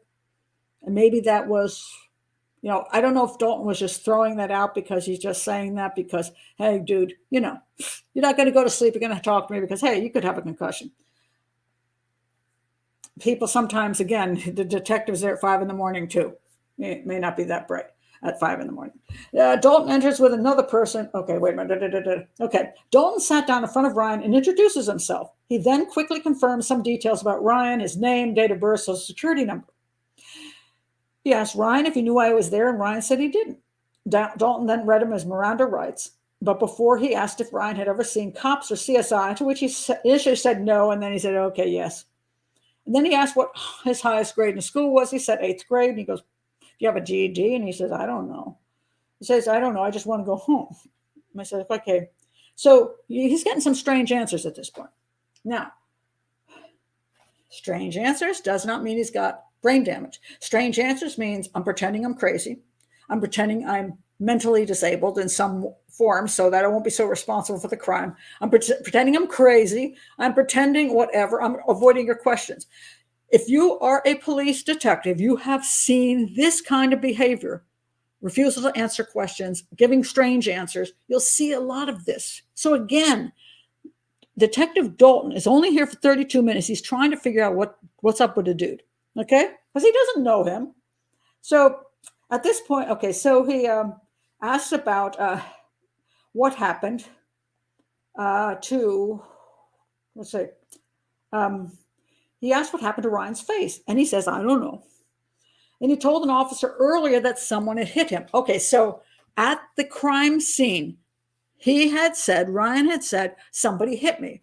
Therefore, that's one of the reasons they didn't think it was a bullet to the brain. He said somebody hit him. You're not thinking zebras. You're thinking she hit him because she's dead and he's not. All right. So Dalton brought that up, and Ryan said it might have been Heather that hit him. All right. It was an accident. I don't know. Dalton asked what was an accident. He responded, and his response was weird. Heather's last name is like, okay, dude, what are you talking about? Again, is the guy drunk? Is the guy got medication? Is he tired? Is he faking it? Doesn't know. If you're a detective, you have to figure this stuff out. People think, oh, well, I would have known right away. No, you know because you're watching YouTube and you already knew he got shot twice in the head. You already know that stuff. But the detective does not know that. He's got to do his due diligence. He's got to start interrogating him. That's his job, for God's sakes. So then he asked him what happened that night, and Ryan says he didn't know. And he said that Heather hit him in the eye and he went to sleep. Christina and Heather were in the house, he said. Christina was not there. Heather was on the couch. So Dalton scoots a little closer and said, you told me Christina was on the couch a minute ago. And he said, okay, his body language was like, what the heck is he doing here? What is he saying? He said, I don't know. He said, you really don't know or you don't want to tell me? I really don't, man. I just want to go to sleep. Well, Ryan, you're not going anywhere. This is, again, normal. It's not cruelty for a detective to do an interrogation. I mean, most of the time you're interrogating people who are guilty, and you have to figure out what, trying to get your confession, you're trying to get facts early on so that you can put away dangerous people. Dalton asked Ryan, okay, what happened again at the house? And if he owned the house. And Ryan said he did, that he had purchased it, which wasn't true. He was only renting. And then he says, you got kind of a chunk missing out of your nose. Now, mind you, people make a big deal because they're saying that the nose, you could see that it's a new injury. That's why it couldn't be a day old or whatever, because it wasn't scabbing.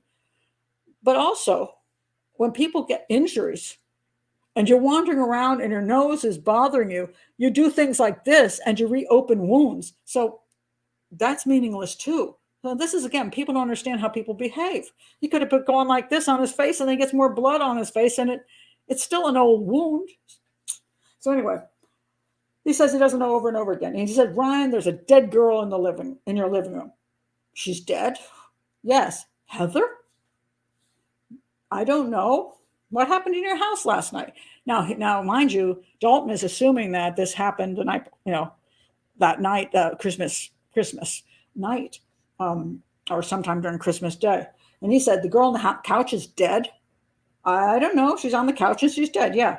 All right. So he then says, well, these people came over, Richie and his dad, shooting arrows and darts, bow and arrows. You know what I'm talking about. Now he's remembering that there are people that came over who hurt him and Heather, but he's calling it bows and arrows because his brain is not functioning properly. It's a thing where, kind of like with dementia, your brain just gives you different pictures for things. It's close, but it's not quite right. So then he questions him more about that. And then he says, and they shot us. And now he's beginning to say, no, not bows and arrows, but a revolver. So now it's coming clear to him that it was a revolver that was used, and not bows and arrows. And they said, and then they shot us, he says. Dalton says, they shot both of you? Where'd they shoot you? And he says, I got shot in the eye. And he says, I don't know, man. I don't know. Maybe I got shot in the eye. Okay. So then he says, now Dalton is going, guy shoots you in the eye. He doesn't know it's a 22. And even if it was, how often do you get a guy shot right in the eye who's been walking around for 24 hours or whatever? So he says, well, she'd probably be dead if that were true. And he says, well, I thought so too, man. I don't know. I just want to go to bed. So now people accuse Dalton, Detective Dalton, of being ridiculous that you said, oh, you'd be dead if you got shot in the eye. Well, almost everybody gets shot in the eye is dead. So Dalton, again, is not being unreasonable. He's skeptical. And he's saying to, dude, you're really telling me you got shot in the eye and you're just walking around for God knows how long? Really? Okay, so at this point, he decides, okay. He says, he just wants to go to sleep again. And he says, so he decides, Dalton, it says here, Dalton gets up off, he says, okay, I'm going to check this guy out a little closer. So he gets up and he grabs hold of Ryan's head, and he's looking at it really, really close. Now, mind you, again, it's 5 o'clock in the morning, guy's put in a chair, you come in, you got your paperwork, you're going like this, you're asking questions. You're not necessarily over-focused on his eyeball, because you don't even know if they've been cleared. You don't, the guy's talking normal. He followed directions. He's acting weird, but now he's like, okay, I'm going to double check. So he leans in and checks, and he says, ow. So he says, I'll be right back. Dalton leaves. He brings back in 3 minutes later, he comes back in. And now it says here, Dalton comes back and has a more mellow tone in his voice, almost like he was a human, as if he wasn't a human prior, because he was doing an interrogation, and realizes that Ryan had been shot in the effing head and was a victim here. He said that the ambulance and fire department were on the way and they were going to take Ryan to the hospital. All right. So the EMTs come into the room, fire people come into the room, and he goes, this is my observation. This might be an entrance wound, might be an exit, might be an entrance into his eyes, acting like he's got a serious head injury. Because now he spent 32 minutes and some of the stuff didn't make sense. Nobody knows necessarily in those circumstances that the guy's got a head injury within 5 minutes. You think so because you already know that, but the police detective did not. So they said, they were all like, whoa, this is the freakiest thing ever. I mean, the EMT said that, the detective's like, whoa, this is weird. It's an anomaly. It's an anomaly. Just like a rhinoceros in the road. It's an anomaly. You don't go there first. And when you finally realize, you go, who would think? Oh my God, this is insane. So, because this guy's been walking around, right? Talking and all this stuff and following some directions, even though he's a little off on stuff. So then they take him to the hospital and he's checked out. And after that point, he ends up eventually getting surgery and it doesn't go all that well. And he has a very bad ending 10 years later. All right. So far, the only thing that I see that was wrong was that it would have been a good idea if they had done a check when he was in the police car. I don't know who failed to do that. I don't know whether they just didn't see any reason to do it, whether people were busy and just overlooked it. That's the most I see. Now, after the fact, it comes down to these two creeps. These two creeps eventually do get, they get convicted. It takes 6 years to get them convicted. And one of the reasons it takes so long to get them convicted is they don't have evidence. They don't have the gun. They've got a guy has brain damage claiming they did it, which is not exactly the best thing to go to court with.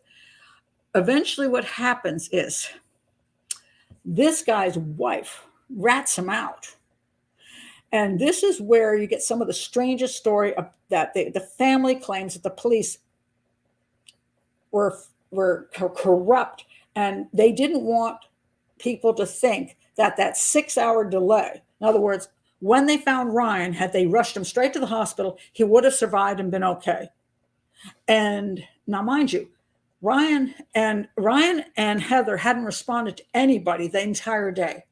There is a question. Now, I listened to the audio from the FOIA requests, and what's interesting there is that it's very confusing. I can't tell what's true and what isn't true. It sounds like she didn't show up for her own family's Christmas Eve get-together, which, if that's true, she was dead by Christmas Eve and not just Christmas Day, which will put it back to the 24th. Now, The wife of this character, Larry on the right, claims that he came to her on the 23rd and told her that he came between 7 and 8 o'clock at night and said, look, I screwed up, I effed up, and I killed some people. And he gathered up a bunch of crap and left, just split town and went to California from Arizona. And she told the police this. She told a friend this. And she told the police this. And then she didn't want to go to court with it because she was probably afraid of him. So she said, oh, spousal privilege thing. I'm not going to rat him out. But they passed a thing which was amazing.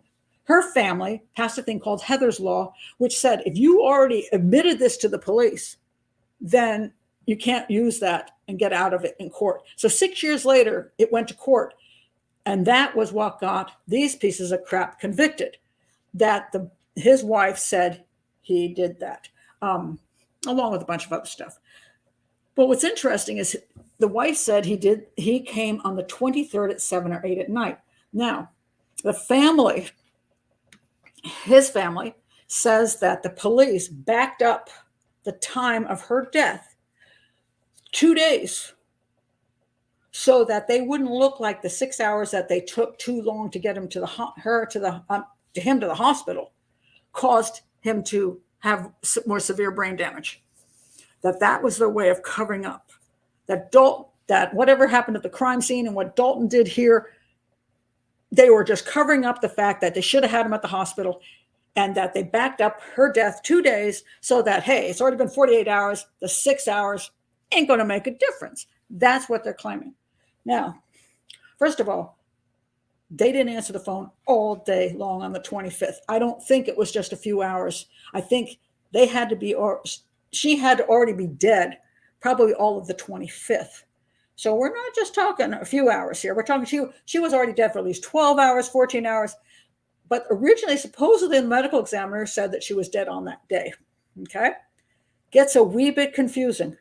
Then later on, when they found out that the wife of Larry claimed that he said that on the 23rd, they decided that she died on the 23rd. Now, there are some confusing things. One person says they saw her on the 24th. Yet, I also heard a story where the last time she was seen was on the 23rd, and she was supposed to show up on the 24th, but didn't. Very confusing. I don't know the truth because I can't get to the details. The medical examiner, did he just write something down because he just went with what the police said, that she was probably dead that day and didn't really go further? The other question is, why would he not know she's been dead for 2 days? Now, I was just looking at this book. I won't show you the picture because if I do, then I won't be able to, I'll kill my video. But this is one of my favorite books of all time. This is Fisher and Spitz. Fisher and Spitz? Yeah, it says, Werner Spitz, Medical Legal Investigation of Death, my favorite book.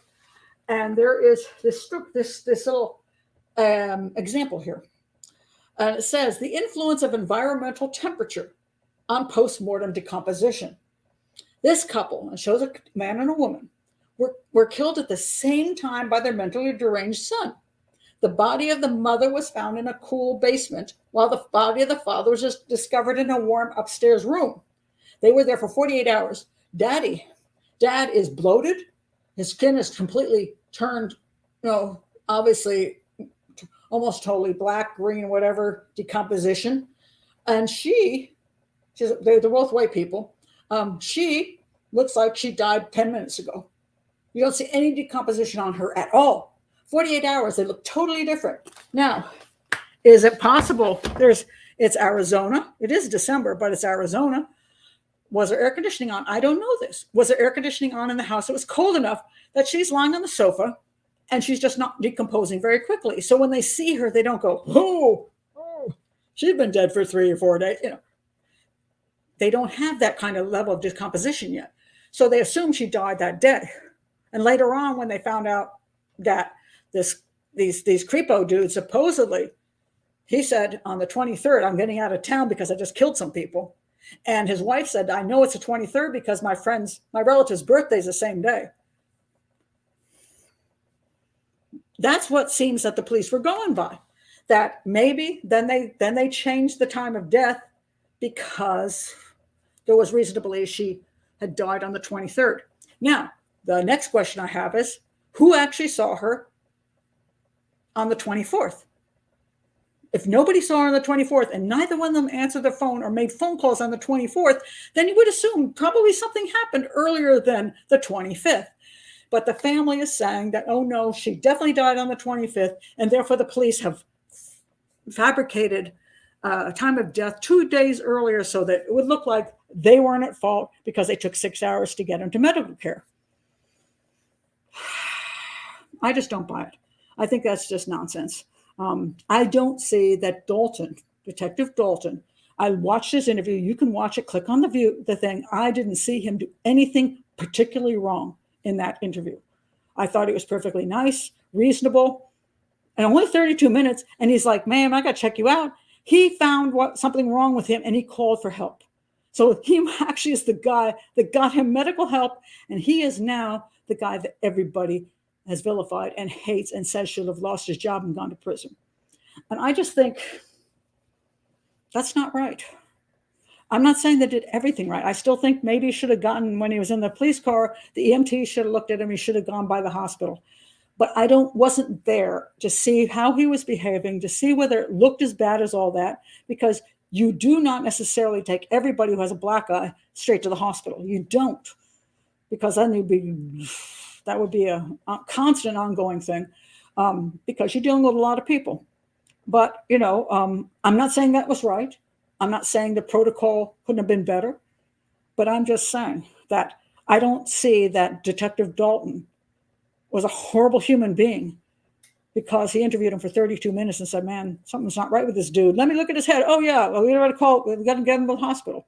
I think that she did not die on the 25th. I do believe she died earlier, maybe the 24th or the 23rd. So he was rolling around for 24 to 48 hours without medical help.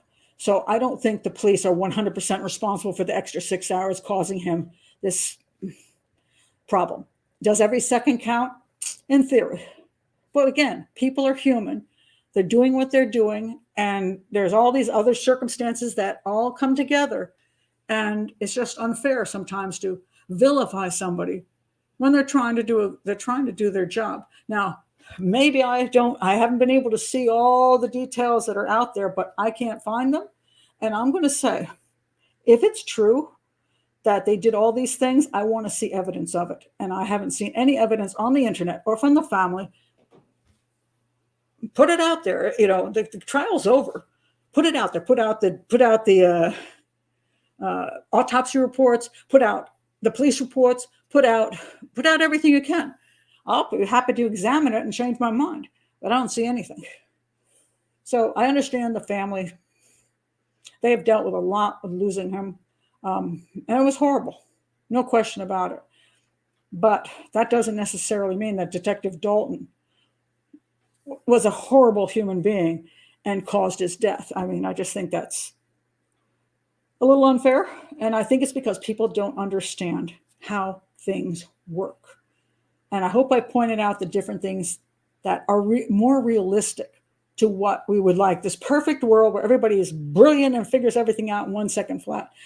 And that's not the way things work. And so, as a profiler, I don't know that I would have come up with any different viewpoint if I had been on the scene. So anyway, let me go check your comments, which are 5,000 of them by now. Whew. All right, so let's see what you have to say. Let's see. Yeah, exactly. A little bit more focus on Heather. Poor Heather. She just got completely ignored in this whole thing. And, she died that day, lost her life right away. She didn't have another chance. And yeah, pretty much whatever.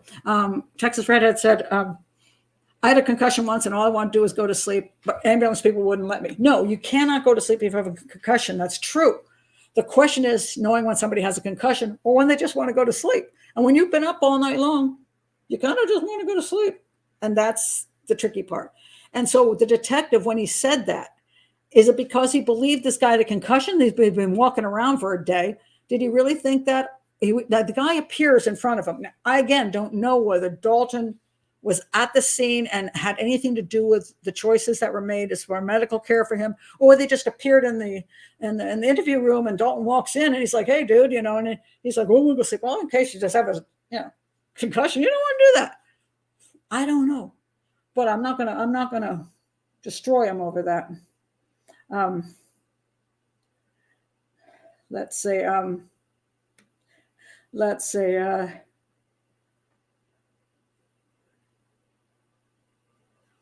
Because I'm going all down here now.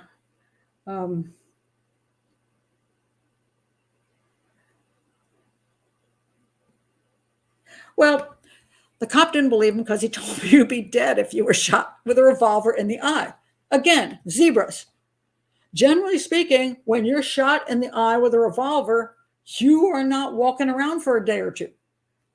Chatting, talking, following some directions. It's an anomaly. And when we have anomalies, we can't always accuse people of being bad people for not recognizing an anomaly. It's a weird thing. You're like, never would have thought that.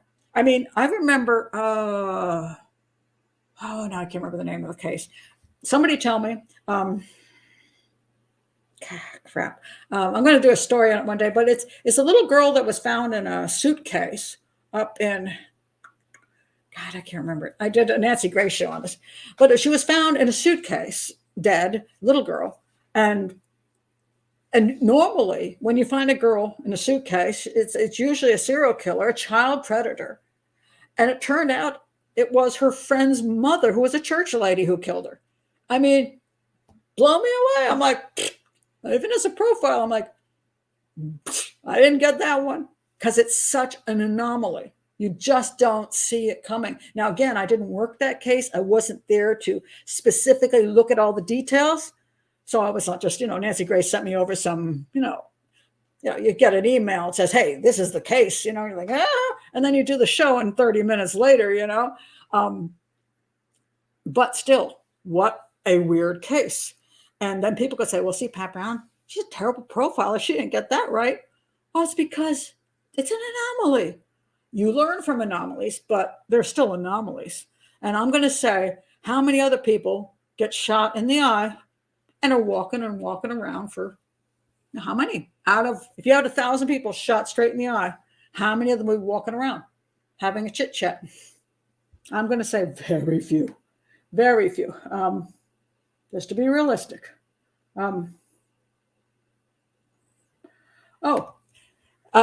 This is true, Allison. It wasn't just the police that didn't realize he was shot in the head. He didn't know it. Not only did he not know it, but Alicia, that's the roommate, she didn't know it either. He answered the door. She walks in. She's like, "What's up?" And she's like, "What's the blood doing here?" He's like, "Oh, we had a party." And she helped clean up some of it, supposedly. She didn't realize he was shot. Do you think if she saw, "Oh my God, the guy's been shot in the head," she wouldn't have called 911? But she didn't. She went to bed because she didn't see anything. Nobody saw anything. So it was just, no, that's not the problem. There's a difference between a bullet hole and what doesn't look like a bullet hole. So no, first of all, most people, a lot of times bullet holes are bigger than 22s. In that case, you got your whole head is blown out.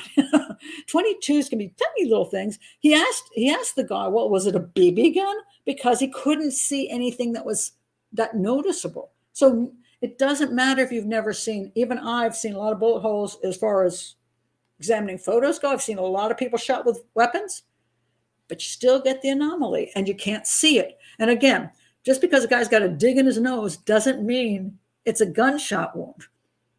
Okay? There's a lot of other reasons you can have a dig in your nose, especially if you've been digging out the dig in your nose, so yes, thank you. Hindsight. It's because it's one of my Monday morning quarterback. You already know the end. So you're like, "I don't understand why they didn't see that." Yeah, okay. Just to be fair.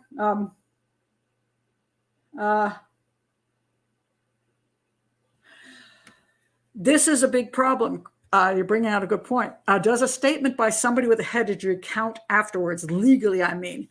It's a tricky thing. That's why it took 6 years to go to court until the wife of Larry ratted him out, because they were waiting. So they're like, this is going to fly in court, because how do we know that these guys really came in and shot him? Well, clearly he was shot, but was it Richie and Larry?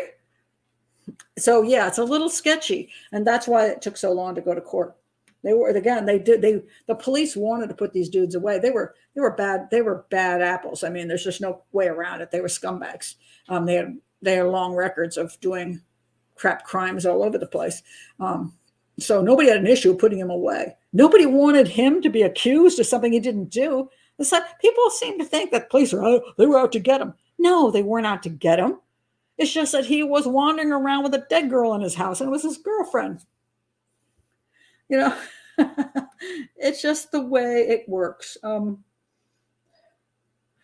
They shot Heather because she was a witness. They shot him first, and then they shot him because they're jerks. They were just scumbags. They were pissed off at him. Supposedly, the story goes that they were pissed at him for pistol whipping Richie, and whatever. Now, the other reason is because they were going to come in and just rob the place. Who knows what their reasoning were, or whether they had 2 or 3 different reasons. But they shot him first. And then she was like popped up on the couch going, and they had to shoot her because she's a witness. That's all.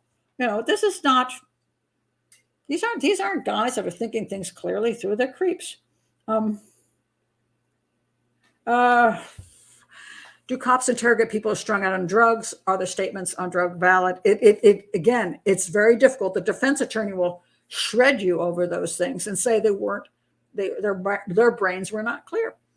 And if they were doing drugs, if they're drunk, if they're whatever, their brains were not clear.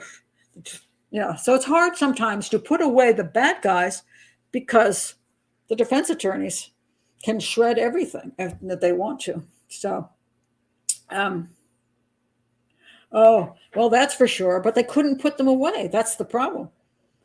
Believe me, police detectives want the guys to go away and want them to go away quickly. The legal system, the entire criminal justice system, is very difficult to maneuver.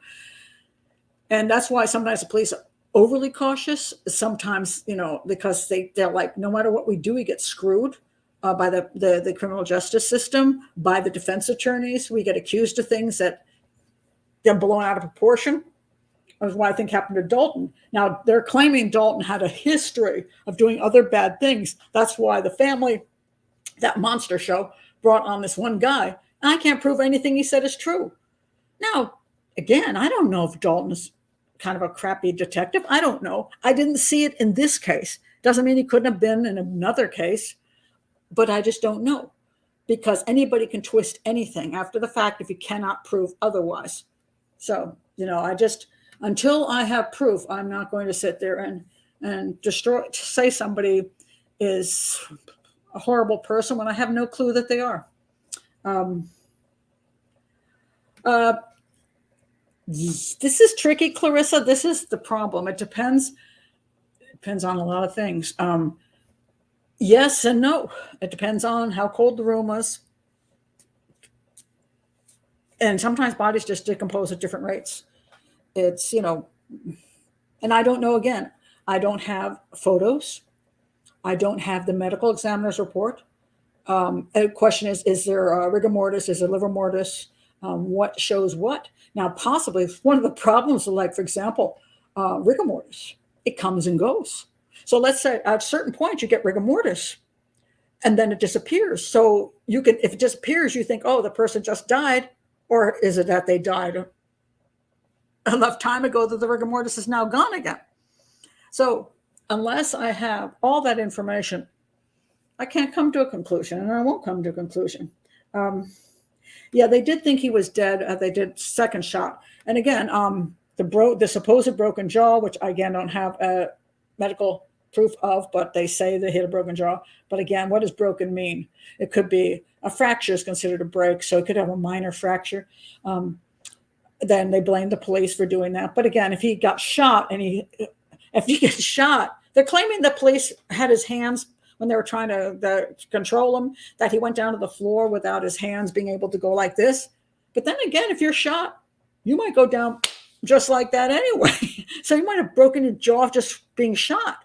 Or the guy might have hit him with that they said he pistol whipped him, might have whacked him in the jaw and cracked his jaw, and then a gun went off, and maybe it's true. Maybe he wasn't planning to shoot him, but he pistol whipped him, and the guy got shot, and then he's like, oh, crap, and then he shot him the rest of the way, and then he killed the witness.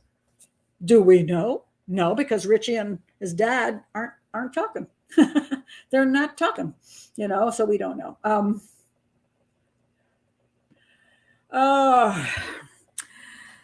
Anne-Marie says, if she didn't show up to her parents at the 24th, wonder why they didn't look into it. I don't know. I cannot find out what the truth is about the 23rd, the 24th, and the 25th. The information is sketchy. It's blurry. I just don't know. I heard that little bit in the audio that he seemed to say she was supposed to come over the 24th and didn't. I don't know. Maybe they did. Maybe they called her and she didn't. I don't know.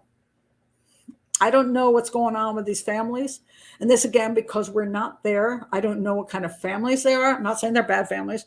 I just don't know what their relationships are, whether they're, our young people, they're just the way they are. I don't know. And rather than say, well, clearly, because I don't know. And because I haven't worked the case and I don't have the evidence, I don't have the police reports, I don't have the interviews of the families. I just don't know. I went for coffee. I thought the coffee thing was kind of fascinating because, if I was that worried, I don't think they're getting coffee, but maybe they were exhausted and they thought, well, they're not coming for the next 20 minutes. We'll just run down to Dunkin' Donuts. Again, I don't want to say that I would have done that, but, would I have broken the window if I thought my kid was in there dying? Would I say I don't give a crap if I'm breaking in because my kid's life is more important than that I get a breaking and entering charge?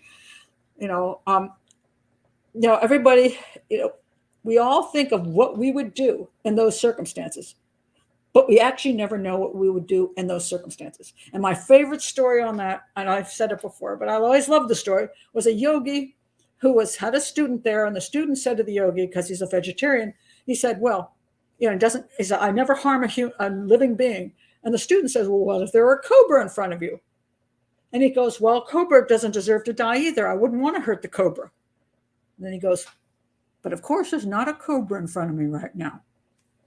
Exactly. I don't know, because when you get in circumstances where things are different, unique, what choice do you make? And I don't have an answer for that because you don't know till you're there. So I can't blame the families because I don't know I wasn't there. I didn't experience what they experienced. I don't know what they're thinking. I don't. Pat, Clarissa says, Pat, you told me to wait until your commentary and analysis now has made me rethink and change position. Well, it's not again, it's not popular. I know how to destroy my channel and I know how to not earn money and to get hateful comments. I'm really good at that. But, it's funny, when I first saw this case, I just saw the interview and I was like, oh man, that's just, what a horrible, the interview, just to watch this guy during the interview I don't even know why I ran into it. But then I saw the hate comments and I'm like, why am I not reacting that way? I'm not having the same feeling as these people. Now, mind you, there are bad detectives out there. There are bad cops out there. There is corruption on occasions where I'm like, yeah, I think bad stuff has happened. And I have spoken up about that, and you all know it. It's like I pointed out with the Superbikes case. And if you put in profiler Pat Brown Superbike murders, you'll find my video on that, where I went up against the sheriff of the town, Sheriff Wright, who I think is just 100% wrong and a crook and a liar.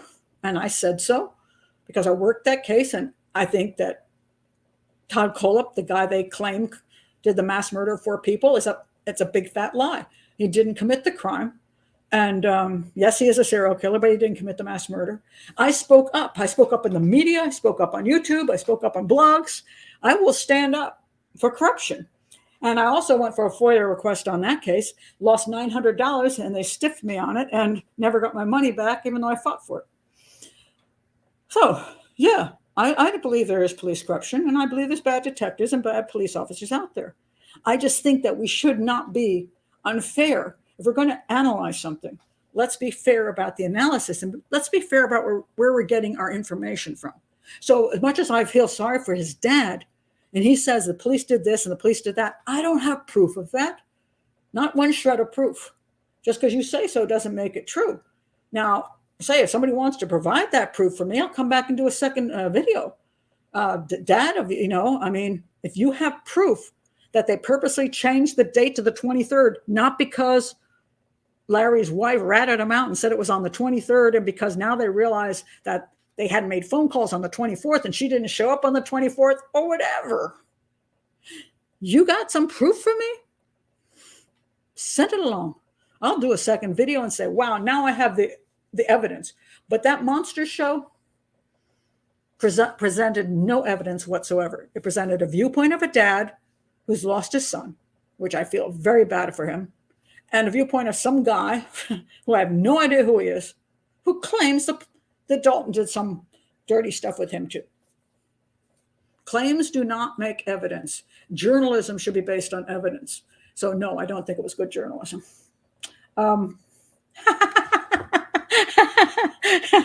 Did Richie find his iguana?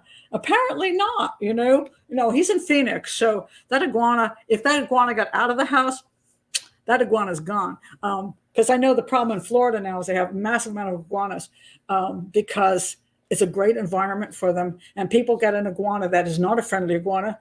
And then they release that iguana in Florida. And then the iguana are happy, and they're like running up trees. And, I love being in Florida because I can see the iguanas walking around, and I'm an iguana freak. So that makes me happy. But so I'm pretty sure this Richie's iguana is just running around Arizona someplace. Although it's kind of dry there. It needs more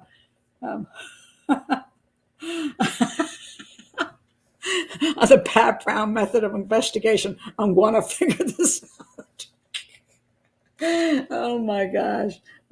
Me and my iguanas. Look at that. My first iguana. Isn't she beautiful? I do love my first iguana. But Abraham was my second iguana, and I had him for 12 years. He was great. The best iguana ever.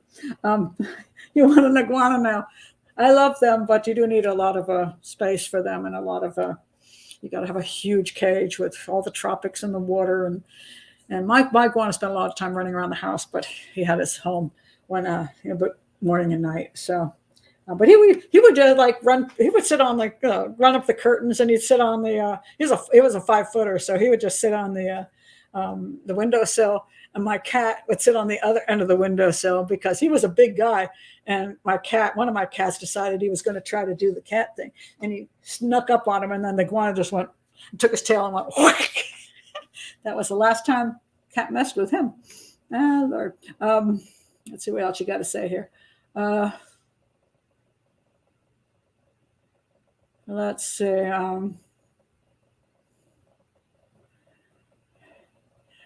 Stephen Porter case. I'm trying to remember which a Stephen Porter case was. Do I know that case, or have I forgotten which one it is? I don't know.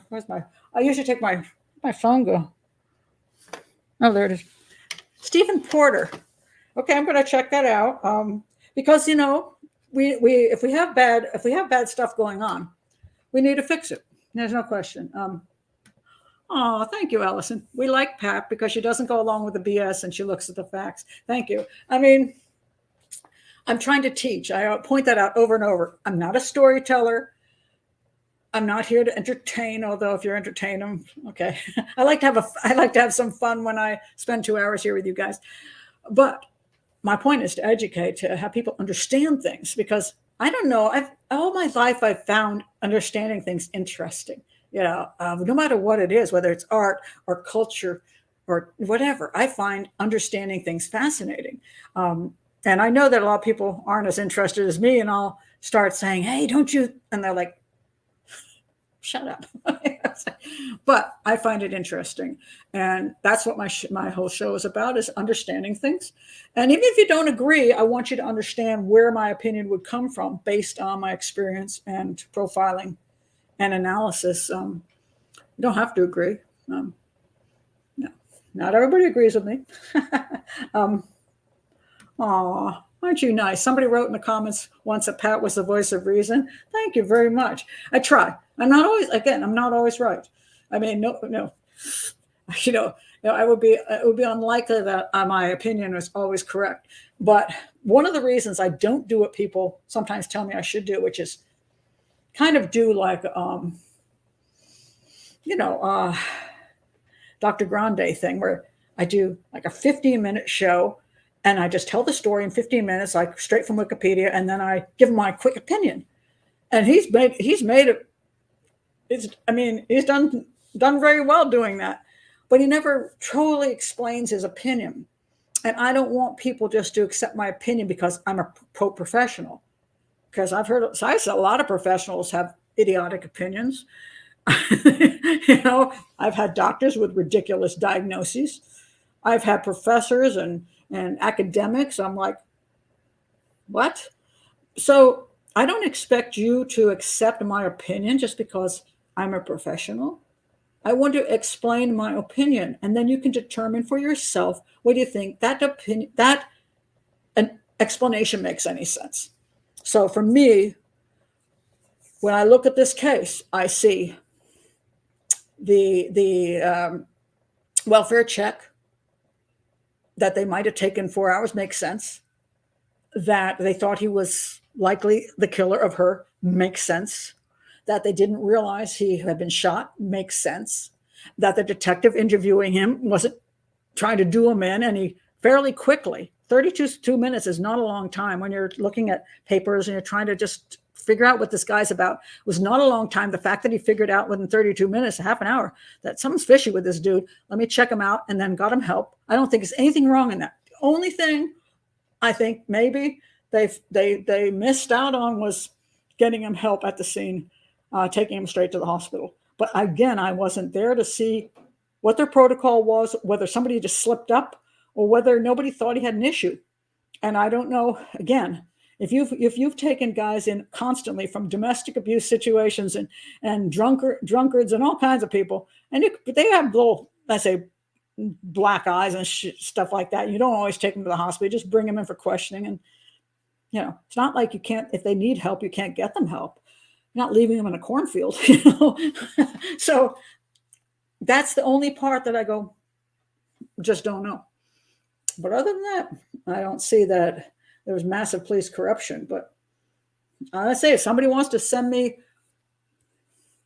all the medical reports, the police reports, the trial things, I can't find them. If you got them and you want to send them to me, and I look through them and see, wow, I'm off base, I'll do a second show for sure. Yes, they are. And it's really sad for me because, I was down in Nicaragua. I went to the market and they had all these iguanas that were tied up, and poor little things, little arms back. And they basically just chopped their tails off and they ate their tails. And I'm pretty sure they taste like chicken, jungle chicken, as they say. But I have not eaten an iguana in my life because they're my pets. So I do not want to eat one. But I'm sure they taste fine. I know one day I might just end up with one in my stew and not realize it. So I will check out the Porter case and see whether I agree with that. I have no clue. I have Stephen Porter. I'm trying to remember the case, but I will check. See, 32 minutes. No, it is not long. I mean, my gosh. I mean, when they said he was interrogated for 6 hours, they ignored his health conditions. I immediately was like, oh my God, 6 hours. And they did, and he had bullets in his head. No, 32 minutes. That's not huge. Now, mind you, there was a little extra time in there because they brought him in, they sat him down, they changed his clothes, they had to come in and check his, do the pictures and check his feet. I don't know what else they were doing. There were other things that took time. And then once he checked him out, you see the time keeps going as far as, I'm going to go get help. And then they come in, the fire department or whatever. But from the time Dalton sat down to the time he started checking his head and walked out, I think it was about 32 minutes. And that's not unreasonable. And some of his answers, he followed directions. Some of his answers are fine. And then they got weird. So he was doing what he was supposed to do as a detective, So, yeah.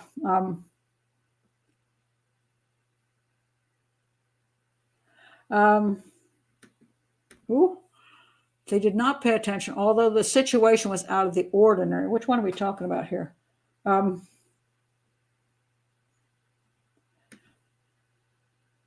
McCann case files are totally, by the way, the McCann case files are totally available on the internet. You can read all the police files. I did my book based on the police files and Kate McCann's book and my own stuff and that. So, yeah. They're available. But some things are just very hard to find. And I don't know. I'm not saying they don't exist, but maybe you have to go to Arizona and go in and request them. Maybe you have to make a FOIA request. Maybe you have to go to the courthouse and try to get the files in person. Every jurisdiction has different rules, and a lot of things you just can't find. I look for appeals a lot. I did find a little bit from appeals, but because sometimes that's on the internet, but it's some things, some cases, they got everything and it's like, oh, this is easy. But other stuff, I just couldn't find. There's almost only stuff on this case is actually YouTube and some blogs. There's no major media on this case. There's just nothing. So makes it difficult. Oh, yeah, that was a good film too. He was interrogated for 19 hours about drugs. Yeah, I don't know what was going on there. I did hear that he committed suicide because of the drug investigation, but I don't know anything about it at this point in time. Koreans don't mess with drugs. Yeah, they're not as tough as Singapore, but I mean, they got some issues. Let's see. I'm going to check out the Stephen Porter case. I will do that. But yeah, this turned out to be quite fascinating and not what I expected. Because I didn't go in thinking, oh, I think the police detectives, I didn't go in with any opinion. I was just like, I saw this vitriol against him. I'm like, I'm watching the basic investigation. The basic interrogation. And I was like, I don't see anything that's that odd in it. Because I've seen a lot of police interrogations, and that was just not a big deal. A lot of times you get the bad cop, good cop, you get really mean stuff going on. He was actually very kind to this guy. He was very gentle with him. I mocked him a couple of times because, like, yeah, you're going to shot in the eye and you're just walking around. That was the worst thing he did. I'm like, wow, you're a tough crowd. Tough crowd. He had for 10 years. He had they ended up with one eye that was the left eye. He lost his left eye. The right eye they saved. He was able to talk. He talked in court pretty clearly. Whether he knew what happened back then, I don't know. But he did have problems with seizures, and the people that are responsible for what happened to Ryan while they're sitting there trying to vilify the police to death is these two pieces of crap. The problem was these two pieces of crap were in the criminal justice system and kept getting released and released and released. And they're running around with weapons and having terrible bad behavior. They were the ones that killed Heather. They were the ones that shot Ryan, not the police. So, the damage was done by these two guys. But I just think it's a little bit, I couldn't believe the amount of hatred on the internet toward the police, especially Dalton. I just thought it was a little bit extreme. And say, if I'm wrong, send me over the information. I'll do a retraction, video. If I find that Dalton's a piece of garbage, I'll do a retraction video, but I just didn't see it. And I don't see any evidence to support it. Yeah, that's my thought on that. So anyway, So thank you all for being here. I hope I got more coherent as time went on. I have been suffering with a really severe back pain the last day.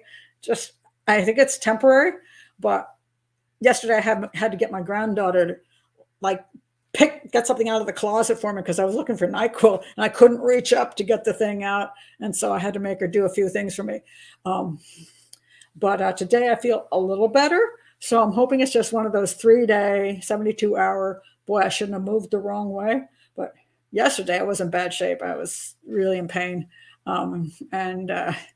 Yeah, so hopefully, yeah. But I do confess to doing 2 shots of tequila before the show. Otherwise, I couldn't sit in this seat.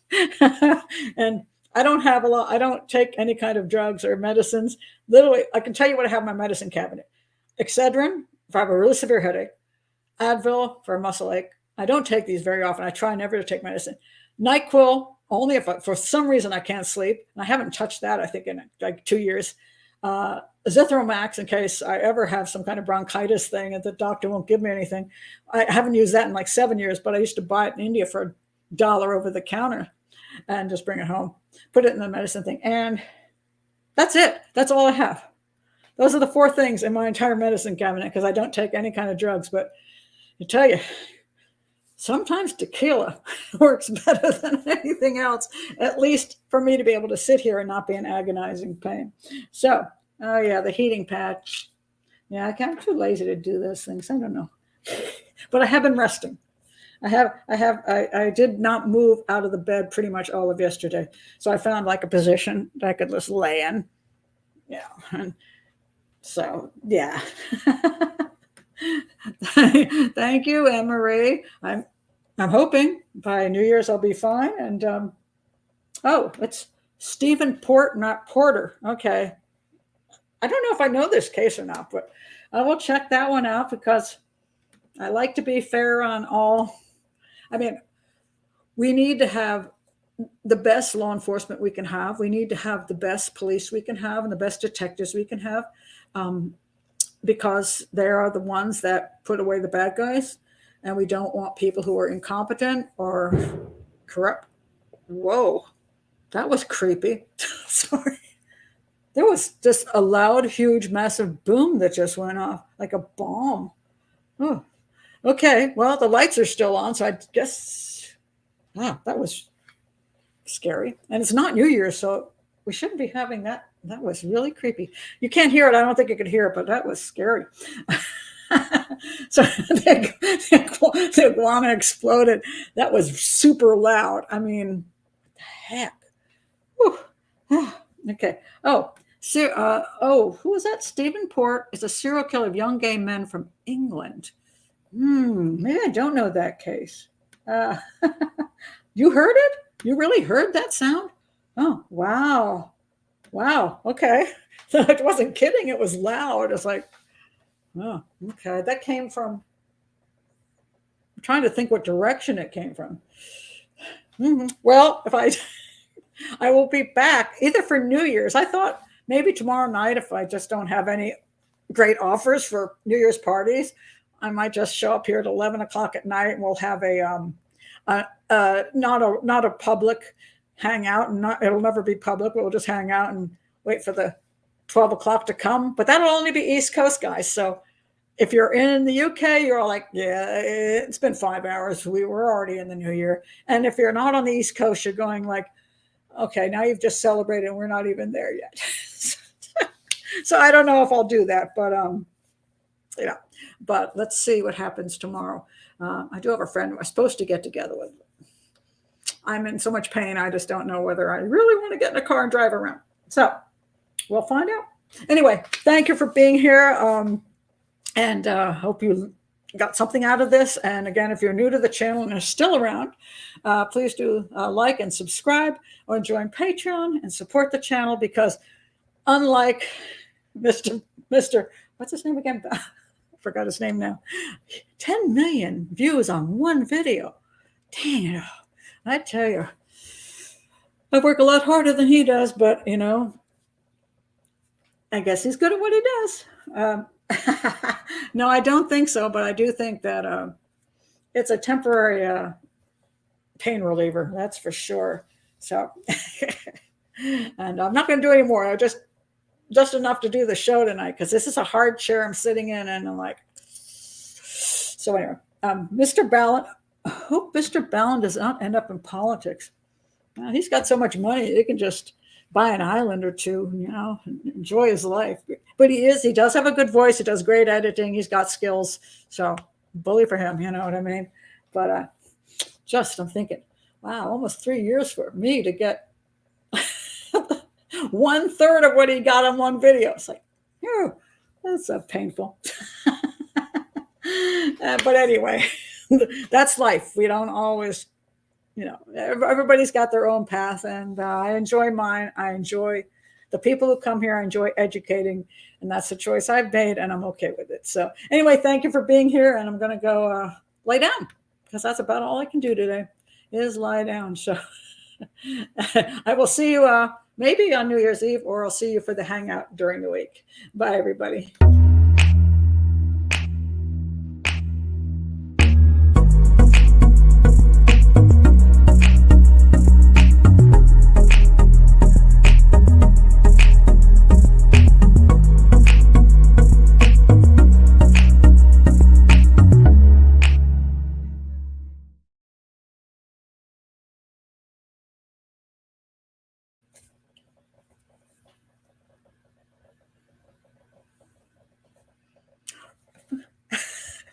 I ended the stream, but it's not going away. I'm going to try this again. Bye again.